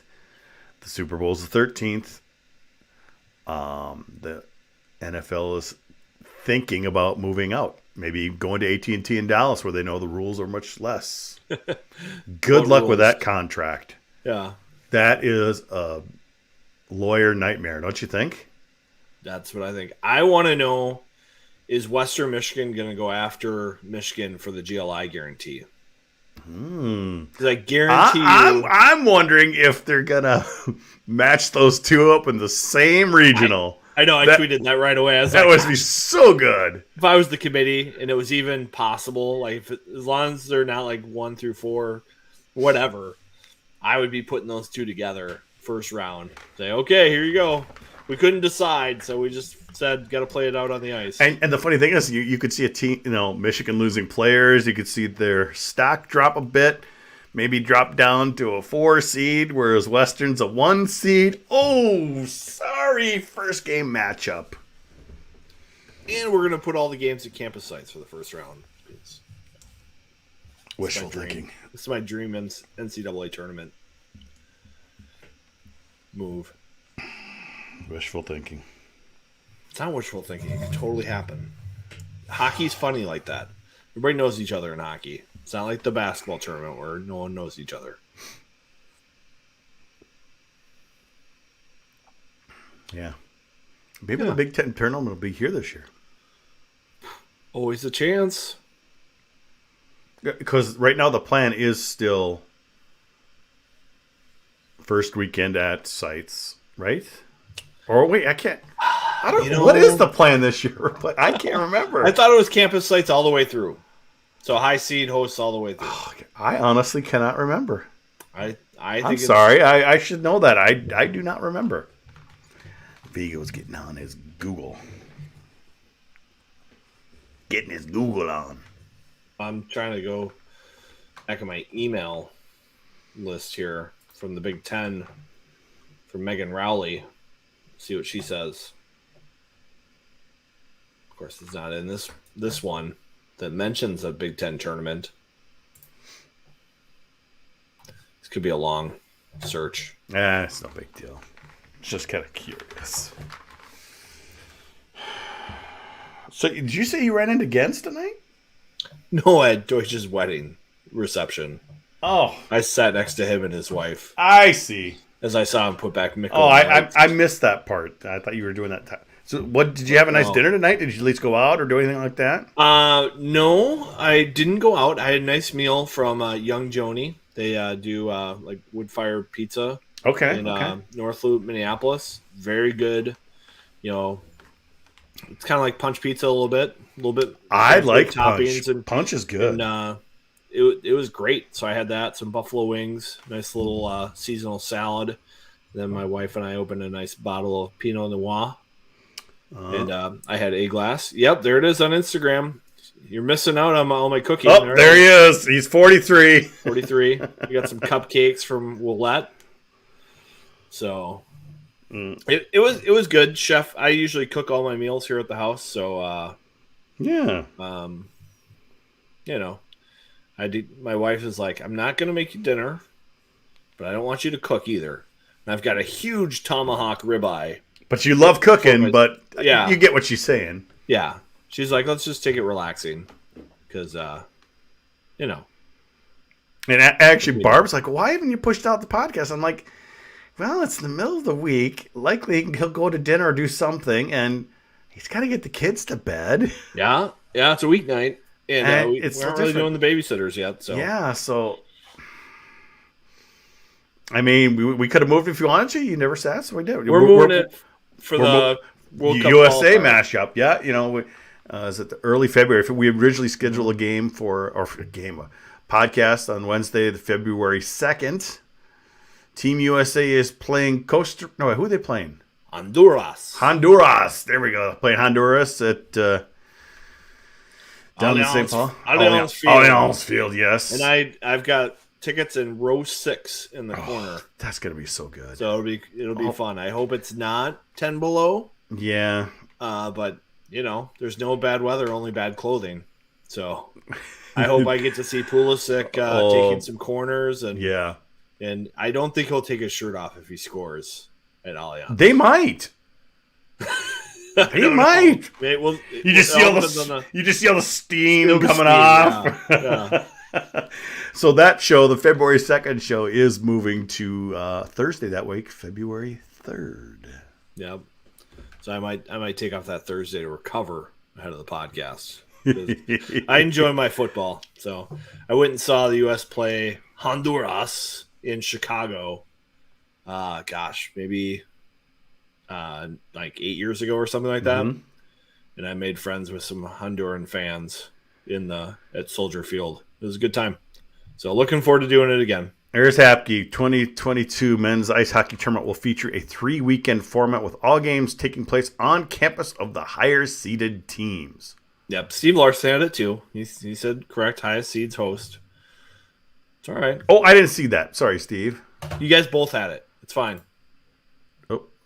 There you go. Both have broadcaster rights. I didn't do any clips or anything today.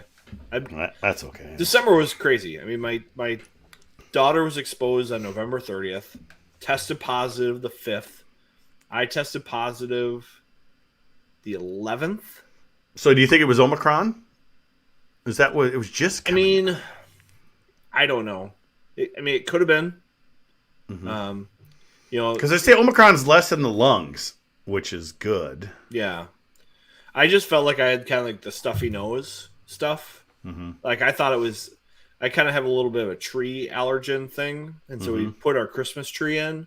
So it's like maybe it's a Christmas tree that I put up. You know, I don't know. We were house sitting a cat for a little bit. I'm allergic to cats. It was a hypoallergenic cat, but it was still a cat. Could have been that. And so then I tested positive. There's no such thing as a hypoallergenic cat. I know. They say it. People don't realize it's you're allergic to a protein in their saliva. Their saliva, yes. Yeah. Thanks, Jupe. I know some things sometimes. Yeah. A bit. Okay, what do we got? Steve A. He's got a question here. When will the tickets be available to purchase? When the game's announced. I don't think they'll do it ahead of time. So just be ready. For another 1,500 people? Yeah, I mean, if you're interested in going, just be aware that it's going to be there.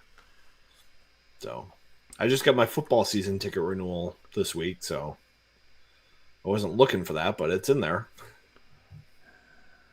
I went to the basketball game this week, too. I saw that. I saw Henrik was cleaning a little court there, wasn't he? Yeah, he was the court kid, so he was out there running next to the 7-foot, 290-pound Kofi from Illinois, who should just go by Kofi. He's basically like college Kofefe?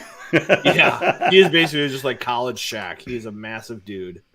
My son came up to like his belly button as he's out there pushing the broom thing. Yeah, I saw your little short clip on Instagram of that last night. That was great. That was great. So he had fun. He took it very seriously.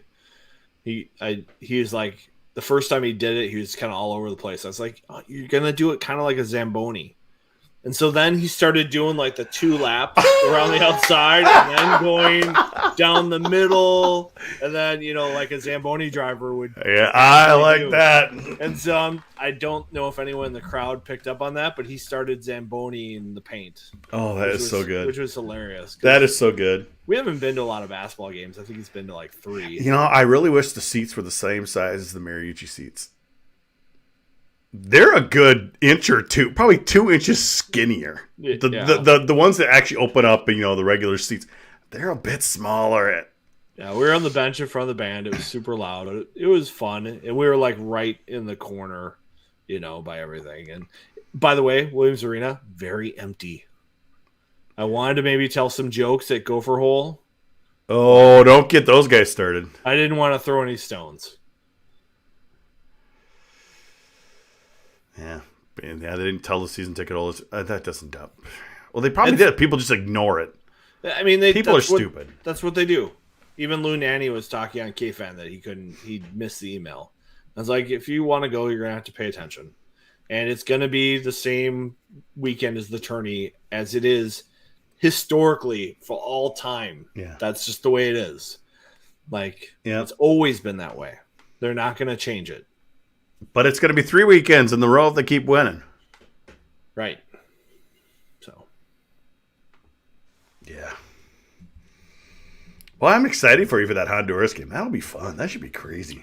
It will be a crazy. Because I love World Cup football. I'm not a club guy. I'll turn on the Loons once in a while. I just really like the Olympics and Team USA. I like the Team USA thing. Yeah.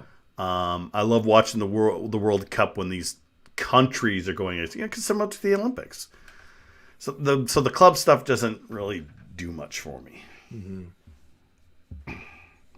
I like the club a little bit. Like I did study abroad in England, and so I went. You did? Study abroad in Lancaster, the Lakes District. Yeah, so I went to Lancaster. Unless we started drinking. That's when I started drinking Earl Grey tea. I did not. I had Guinness with my professors. It was awesome. They're like, hey, can we meet before class? Yeah. Should we get a pint? Let's do it. Let's have a pint before lecture. Let's have that Guinness. It was a blast. Too many emails, so they hit up and subscribe. Steve, I'm not going to try to convince you, but if you want to go, you're going to have to be proactive. it's just the way it is these days. They're not going to spend the money on mailing out invoices to people. People don't want to be billed for those at the start of the season. Yep. They're trying to make the season tickets seem as cheap as they can. Like, they're not going to build it into the price. The Big Ten won't allow them to do the games for free. You know, it's just it is what it is. So if you look at inflation, tickets are like cheaper than they were 30 years ago. So yeah, it's, sorry. you know, I've been watching your numbers each year of the profit that Minnesota is bringing in. It maxed out at around $7 million, but it was a good solid 5 for quite a while. Upper 4s, lower 5s. And then it really kind of maxed out at about 7, and now it's down to 3.5, and some other schools 2. are okay. Well, I just kind of going off the top of my head. Yeah, and other schools were like really close now, or going to surpass them. Duluth is right there with them now. Yeah, you know, I still think St. Cloud and Minnesota State have a long ways to go, but Duluth is right there with the Gophers in terms of making a profit. I totally agree with Puckhound. I think giving tickets to local youth associations and building the fan base from the bottom are the way to go. Maybe you need to move into marketing fees. They don't pay very much, you know. No, they don't. They don't pay a lot of people a lot over there when it comes to jobs like SIDs and the people who are doing all the heavy lifting. Yeah, it's a tough gig. You need to be like a scientist or an IT person to. Sort of, right? Yeah. IT's pretty good. That's what I do. It's good stuff. Keeps things flexible. I got a call the other day from my personal ticket rep, and they didn't even ask me for any money. What? Why'd they call you?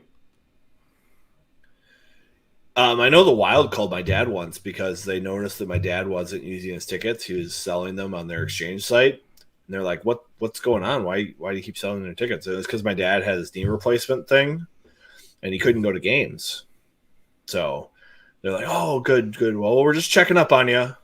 So they just called to say hi? Oh, geez. I just called to say little Stevie Wonder. I love you, and I thank you for renewing your tickets. Yep. Wow. We should have Sammy Walker sing that, and he can just send that out to all the season ticket holders when they renew. Sammy Walker will sing karaoke for you if you renew your seats. Pick one of your songs. Do like a cameo thing? Yeah, like cameo. Like Antonio Brown. Someone paid Antonio Brown this week for his thoughts on the Vikings. I saw and that. Someone put it on Twitter. I'm like, God, that's perfect. You know? If Antonio Brown is trying to tell you to trust Mike Zimmer, maybe you shouldn't trust Mike Zimmer anymore. You know? Maybe that's the lesson. Because Antonio Brown is sane. Clearly. Ooh, by the way, clean house Vikings. Yep. I believe in consistency for a lot of things. Like I think, Bob got to keep going with him for a little bit here. Oh, yeah. See how things go. I think Ben Johnson's a great hire for the men's basketball. Lindsey Whalen for women's basketball. Clearly I think Hugh McCutcheon's doing a great job with volleyball. Just keep some stability.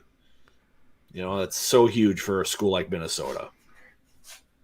Whereas we think Zimmer can go because he's been here long enough. And it's different. In the NFL, you can change things pretty quickly. Oh, yeah. Can't do that in college.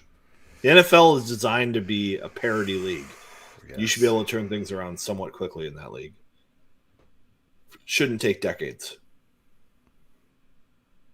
Well. But I've been the least interested in the Vikings this year than ever before. It's been slowly going down for me as well. At 43 years old. I don't mind if I miss a game. I just... Yep. If I have to go to Costco, I'm going to go during the Vikings game. Yeah? I wonder how many people are just not going to show up because of masks. oh, they're going to show up and they're going to be like, oh, I'm drinking. I don't need to wear my mask. That's what they're going to do. I've already heard from a few people I know. Steve knows some of these people that the rumor is they may go to just the tailgate and then go, I don't want to go to the game. That's just what I heard. Okay. It hasn't been decided yet. Okay. Zimmer's last game is Sunday. Yes, we can hope so. We'll see. Fireman at half. That'd be entertaining. Nah, Zimmer doesn't come out in the second half. Oh, hold on. That would be a great time to go shopping on Sunday. Oh boy, here, hold on a second. Hold on, let's bring you up. Ooh. Let's see. Casoda, what is it? Costa Brown. Costa Brown. Okay, I've never heard of that. Yeah, it's the brightness. Yep. That's Yep. okay. Anyway, this is Fancy Pinot. Any wine drinkers in the show? Oops, if I open it. Got a little cork on there. I've been doing a lot more wine lately. Yeah. It pairs better with food. Yeah, it does. I think it's just sometimes it's a little too acidic for me, and I kind of get a little heartburn. Yeah, pick the right wine, Cube. The taste is much better. Yeah, this goes great. This is Sonoma County Pinot Noir. Bob needs a natty soon. He does. Frozen 4 would be good for me. Bob can't miss the playoffs this year. Well, technically, you don't miss the playoffs because you just keep winning your own tournament you're going to be in. But I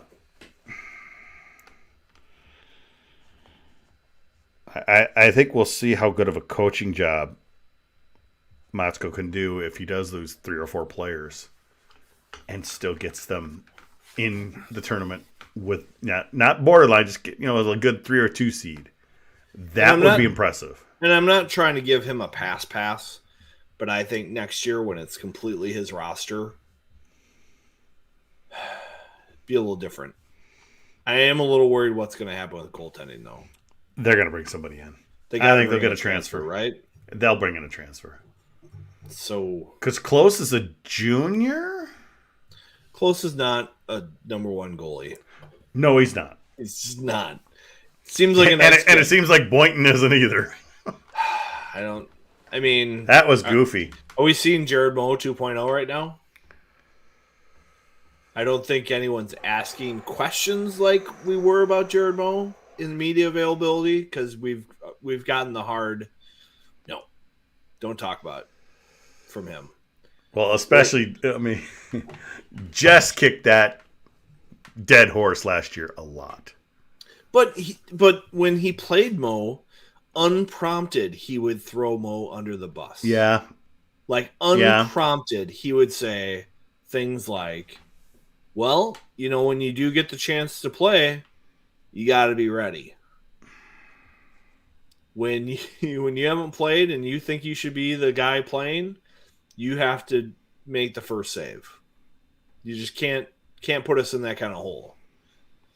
And the way his career kind of started with Matsko, I think those first couple games, like the first shot went in, or the first 1 or 2 or second shots went in. I think it was against Colorado College. His first shot went in. It's like, oh, yeah. And just the way his demeanor was in practice, he wasn't a fan of Mo. That's what he got. I don't think they liked each other, and I think we might be seeing some of the same things with Boynton, but we'll see. I haven't been in practice as much lately as I'd like to be. Pandemic's taken a toll on my family life. Family life. Life period. Family life has been challenging this last. It happens when people are sick. Yep. It's hard. We're all going to get it, folks. Just be glad you're getting it now and not a year and a half ago. Exactly. But I think goalies are tricky just overall. I feel like it's hard to recruit Minnesota high school goalies for whatever reason. When's the last time you've seen really good high school goalies translate to college? It just hasn't seemed to happen very well. That's not the story, Puckhound. Sorry, it's not. The team in front of him is god-awful. Wisconsin's bad. Nothing to do with it. Yep. It's just the way we've seen him. He has played pretty well at times, but he's getting hung out to dry a shit ton. Charlie Lindgren. Yeah, but yeah, we haven't really had a goalie here, and a goalie in high school goalie at Minnesota. Can you think of him? That was a huge high school player that came. Really, it was Stauber. Honestly, it was. Stauber had a huge amount of hype, and he came in and obviously won a Hobie. But am I missing? Because all Wilcox, Weber. All these guys were not household names. Whereas you get somebody up with like Stalock. I don't know. Lindgren, like you were talking about, it's a dark art. I don't think Lindgren was a great high school goalie. Driscoll was pretty good, but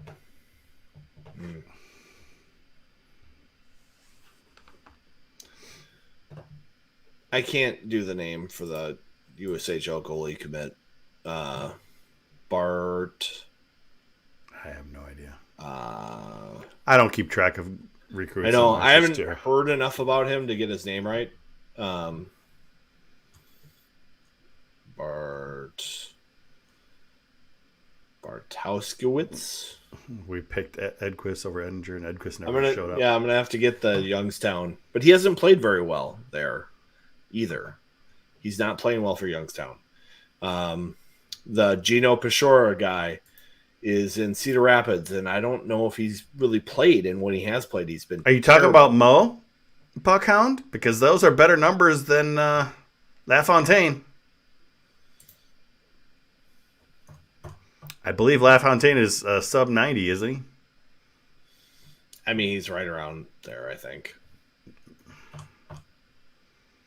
I'm pull up my College Hockey Inc. goaltending stats. It won't be a go. I don't even know who these players are. It's very hard to know. Like when a 16-year-old goalie commits to you, that's just a weird thing. Just stop. Please just stop. So Bashora, who knows? Let's see. Save percentage, national leaders. Jared Moe is 11th in the country in save percentage.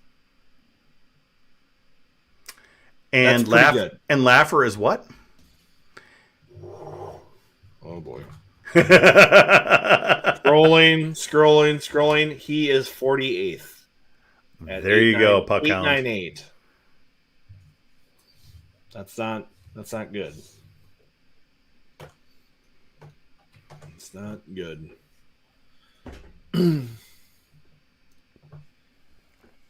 DeRitter is 3rd in the country at 946. The goalie that the Gophers will be seeing this weekend is 3rd in the country in the save percentage. But yes, I do think goaltending is very difficult to evaluate because generally when you're seeing lots of shots, you're seeing some grade C's and B's and maybe a handful of A's. When you're not seeing many shots, you're probably seeing a higher percentage of grade A shots. When you're not seeing the puck, it's hard to get in a rhythm. When you're seeing the puck a lot, it's easier to get in a rhythm. Goaltending is like voodoo for me to evaluate. I was just like talking to somebody about NHL goalies and cap usage and like how hard is it to spend money wisely in the NHL. Very rarely does it work out well that you invest a lot of money in a good goalie and they stay a good goalie through the length of that contract. Like it just very rarely works out. Who was the BU goalie that signed a 10-year contract? Oh, who was that? DiPietro? Yes. Yeah. And then he disappeared a couple of years later. Yeah. Or Montoya. So they're probably still playing him. Like Montoya was a high draft pick. He went to Michigan, kind of played a little bit in the NHL. Who knows? It's a tough position to figure out. Knight's looking like he's a pretty good player for Florida, but Demko has had his ups and downs in Vancouver. When I saw Demko play in college and with the development team, I was like, oh my God, this guy is unbelievable. But it's so hard. It's such a hard position to evaluate. Because the stats, I think, lie a little bit. I mean, yes, 9.26, very solid. DeRitter, 9.46 or whatever, very solid. LaFontaine, 8.98, not very good. But there's so much more to those numbers, and it's usually just like one save a night. That's almost the difference between those two, goalies, or 2 saves a night. It's hard. So, yeah. And I think that's why it's hard to evaluate goalies for recruiting too, because you're just like, what kind of shots are they seeing? What kind of defense do they have in front of them? Very complicated. What's the mental makeup of this guy? I mean, they're all crazy. I don't know. Laffer doesn't seem too crazy. We've had Shearman's not too crazy. I think we are being shielded from Laffer. I think Laffer would love to come on when he's lost the game and talk, but there's no way they're going to put him out there because he would be too honest. Yeah, he was totally being shielded. I mean, if he's on, he's out there and they're let him talk. But I mean, there's quite a few times I've heard Jess go, "Can we get LaFontaine?" And Deutsch is like, "No chance." No. By the way, this is delicious. If you're a wine drinker and you want to spend way too much money on a bottle of wine, this is one for you. I've been trying more of the Minnesota wines as I go, to wineries and take a bottle home or so. I've got a couple of those left.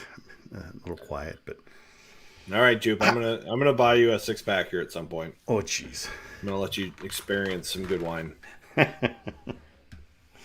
I've had some good wines. Some of I said, okay. I like that Fox Run out of New Ulm. Jupe, I'm gonna get you a 6-pack of World Wines. I get you 2 Californians, 2 Italians, and I'll probably get you a Australian wine and maybe a Spanish wine. We'll get you a world tour. Do I drink it like this? You can drink it however you want. Just don't put ice in it. Oh, I never do that. I do like it. I do like wine cold though. I'm not a room temperature guy. Well, here's the thing. Room temp for wine should be about 55 degrees. It should be cellar temp, not room temp. And I actually have a cellar that doesn't get, I'd say summer the warmest it gets is around 60. Yeah, they say winter the coldest it gets, even when it's like 30, is about 38. But it's a good place for me to keep wine though. Yeah, white wine, take out 20 minutes before you want to serve it. Red wine, put in 20 to 30 minutes before you want to drink it. And just chill it in the fridge quick to get it to that cellar temp. There you go. You can do that with a stout too. There you go. If you want to get your stout to cellar temp. I took out this guy at the start of the podcast so it would be ready to drink at the end. And it was delicious. Delicious. Really good. Yeah. I do. I only got a couple bottles of wine left right now. See, that's why you get your 6-pack. Yeah, actually, but my whiskey storage is actually. I've got a bunch more of that now. That's good. But a little too much of it now. And depending on the Gophers this weekend, I might drink more of it. There you go. In celebration. You can go either way. Yes. Drink it off or drink to celebrate. I'm celebrating tonight. I mean, well, it's your birthday, man. Big 4-3. Big 4-3. I turned the big 5-0 this year. Oh.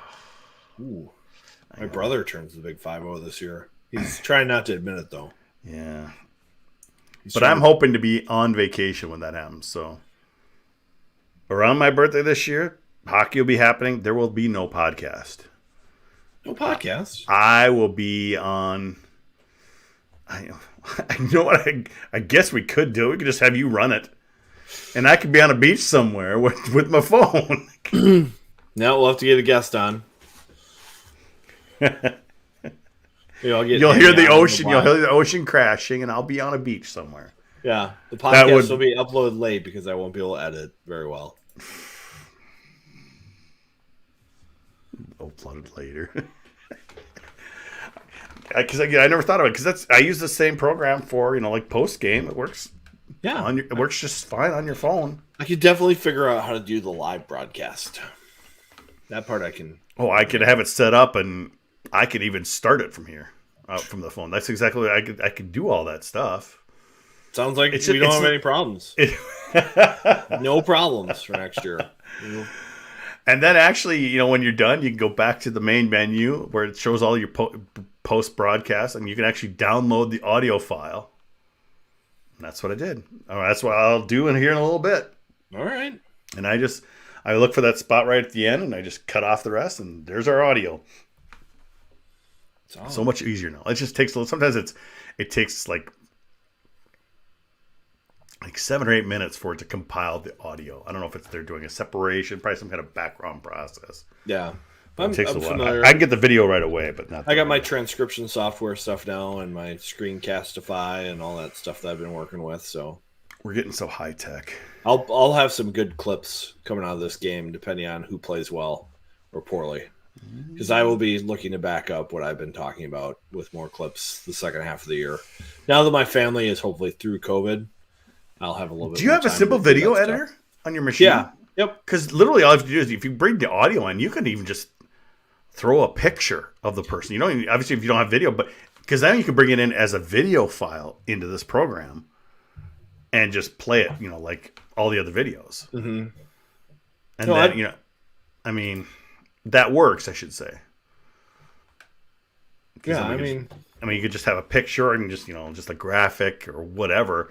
And it's just a photo that you're displaying for, the minute and 30, however long your audio clips are.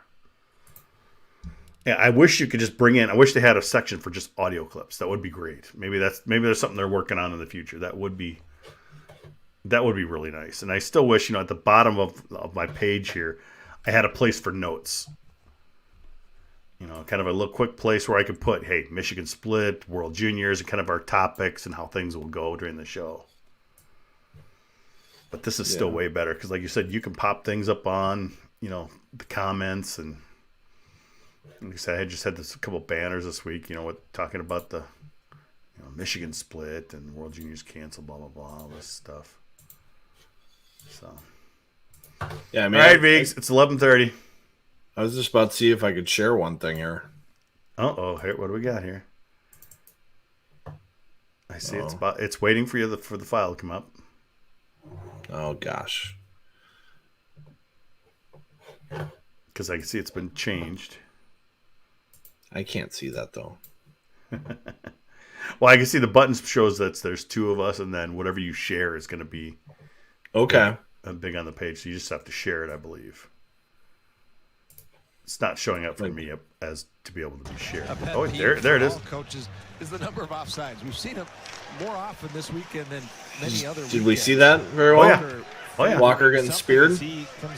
Oh, yeah. Shot in on LaFontaine, gets a whistle, and Walker will go to the bench. He has a word or two with the official as he heads up. No, it is like Michael Scott opening PowerPoint for the first time. So we can see it again here. Oh, yeah, right at the top of the screen. Right top of the screen. Is there any pointer technology? I wish it doesn't. But yeah, watch the top of the screen here, right on the draw. A pet peeve for all coaches. Oh, right in the Jimmy. Right in the swimsuit. Many other weekends. Walker favoring something as he comes out of that. Favoring something. Shot in on LaFontaine, gets a whistle. And then he was screaming for a while, and then it didn't. Word or two. Didn't what's his face? Motzko took a penalty after a couple of minutes later. Yeah. Not hopefully I'll be doing some more of that in the second half. So those videos don't play as smooth, I would say. There's a little bit of jittery. Okay. But it works because we can keep commenting though. Yeah. So that's the cool part is that we can comment when those happen. Like you have it here, right there. We can keep talking while it's playing. Whereas if we bring it up like this, they got their little countdown video. And the ending video, they play really smooth. Okay. Because they're kind of preloaded into their cache or whatever. So. Whereas technically, like, you're playing a video from your house that's going out to them and then being broadcast out. So, all right. I got comments here, more comments.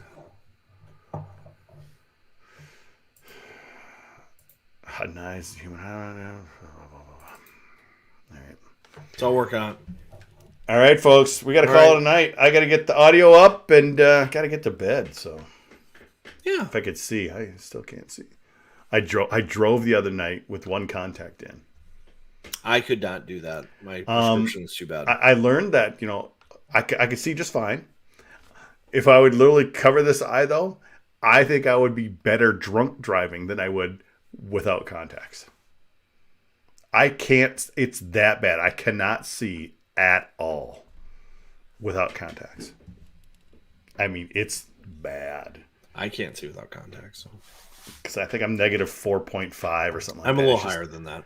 It's just, I'm like, I cover up one eye. I'm like, literally, I think there's lines, and I try to squint with one eye. I mean, it was bad enough when you're young and you're squinting to help yourself read, but yeah, when I go see Dr. T-Lander, Ruba alumni, he goes, have not seen a high prescription like that this month. Viggs, can you see me without your contacts in? Don't trip on anything. Here, do I need to hold your hand? Oh, it's, yeah. Meatline alum. Yeah. Scott T-Lander.